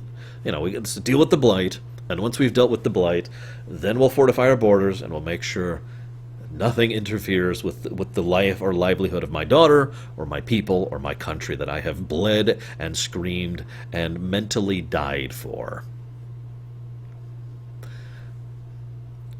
I've actually legitimately considered changing my own canon playthrough to spare Loghain, just because I'm curious. Obviously Dragon Age 4 will probably never come out. What would happen in the future, given Inquisition? The Battle for Denerim is one of my favorite finales in video gaming history, and I mean that sincerely. It does a lot of things right. You see this epic moment of everyone getting together, and who is there and why they're there is all because of you. Your choices actually matter in Dragon Age. You decide who shows up. You decide if it's werewolves or elves or golems or dwarves, or if it's the mages or the Templar. Those people are there because you fought for them, or you chose them, or you made the pragmatic choice, or you didn't care about them, or whatever. However you decided to play it. Maybe you just think golems are cool looking, and you don't give a crap about the lore. That's fine, because you made that choice. You decide how that conclusion comes to be, and which party members you have there. And then you have sections where you split up the party, and you can have like a whole section of gameplay here with multiple enemies coming from multiple areas, and being able to use like basically what are effectively special abilities based on which army units you have. Being able to summon golems, like I said earlier, or being able to have dwarves come in, or have mages launch attacks, or whatever. This could use some polish, admittedly, and in a modern system this would be fantastic, almost perfect, but the amount that your choices all culminate in this battle are amazing. And it's basically one log slog, I'll admit that. It's a lot of fighting, but there's also some great character moments in between, a lot of good cutscenes, and a help to flesh out the moment rather than just one long corridor. It avoids the deep roads problem, especially because of the fact that you have multiple choices in how you proceed. And the fact that you have to split the party is also part of that. You need some people to deal with the throng, which also helps to sell the scale of the event. We keep hearing about this civil war, and we keep hearing about how the Horde is stretching across. This is the first time the game tries to show you, in gameplay, not a cutscene, exactly what's happening with this battle, and how large scale it is, and how devastated Denerim has become. Which, of course, adds another point, and this is a very minor thing, but it's still true. One of the other smart things they did is right towards the end in the tower, there's Sandal, who's the maker. And as you talk to Sandal, he is a vendor who will enchant and sell and buy and repair and all that fun stuff. This is relevant because it means that these final fights leading up to that point are not useless. you still gain from them. You still gain experience, you still gain equipment, you still gain money, which you can then use to get yourself ready for the actual final fight. The actual final fight itself is probably as complex as this engine allows it to be. Again, a more modern system could do so much more with it. But at least there's interactables and the ballista and the moving around and lots of abilities and conal attacks and all that fun stuff. And then you kill him. The end. And then, in my opinion, the only good BioWare ending ever happens. There's a great coda, which varies depending on your choices and who's alive and who chose what with Morrigan and all that fun stuff. And then you get to talk, and basically as you talk to people or as you watch the cutscene unfold, you see, once again, the full consequences of your choices of all the major connecting points up to this point. And then you get the actual epilogue. Now, some people think an epilogue is kind of cheating. And it kind of is, because it's a lot cheaper and easier to do than making all of that cutscene and voice acted. But, at the same time, I do appreciate the epilogue and covering just about everything that you do. Every little choice, you see what the consequences are of all that and how exactly your Dragon Age world and your Warden finish that all up. I love this game. I don't think that's going to change anytime soon. I hope you've enjoyed me talking for 3 hours. I'll just kind of... It's almost at the 3-hour mark as I'm looking at it. And right there, that's the 3-hour mark on the recording. I hope you've enjoyed this. I'm going to go take a bit of a rest. I will see you guys next time.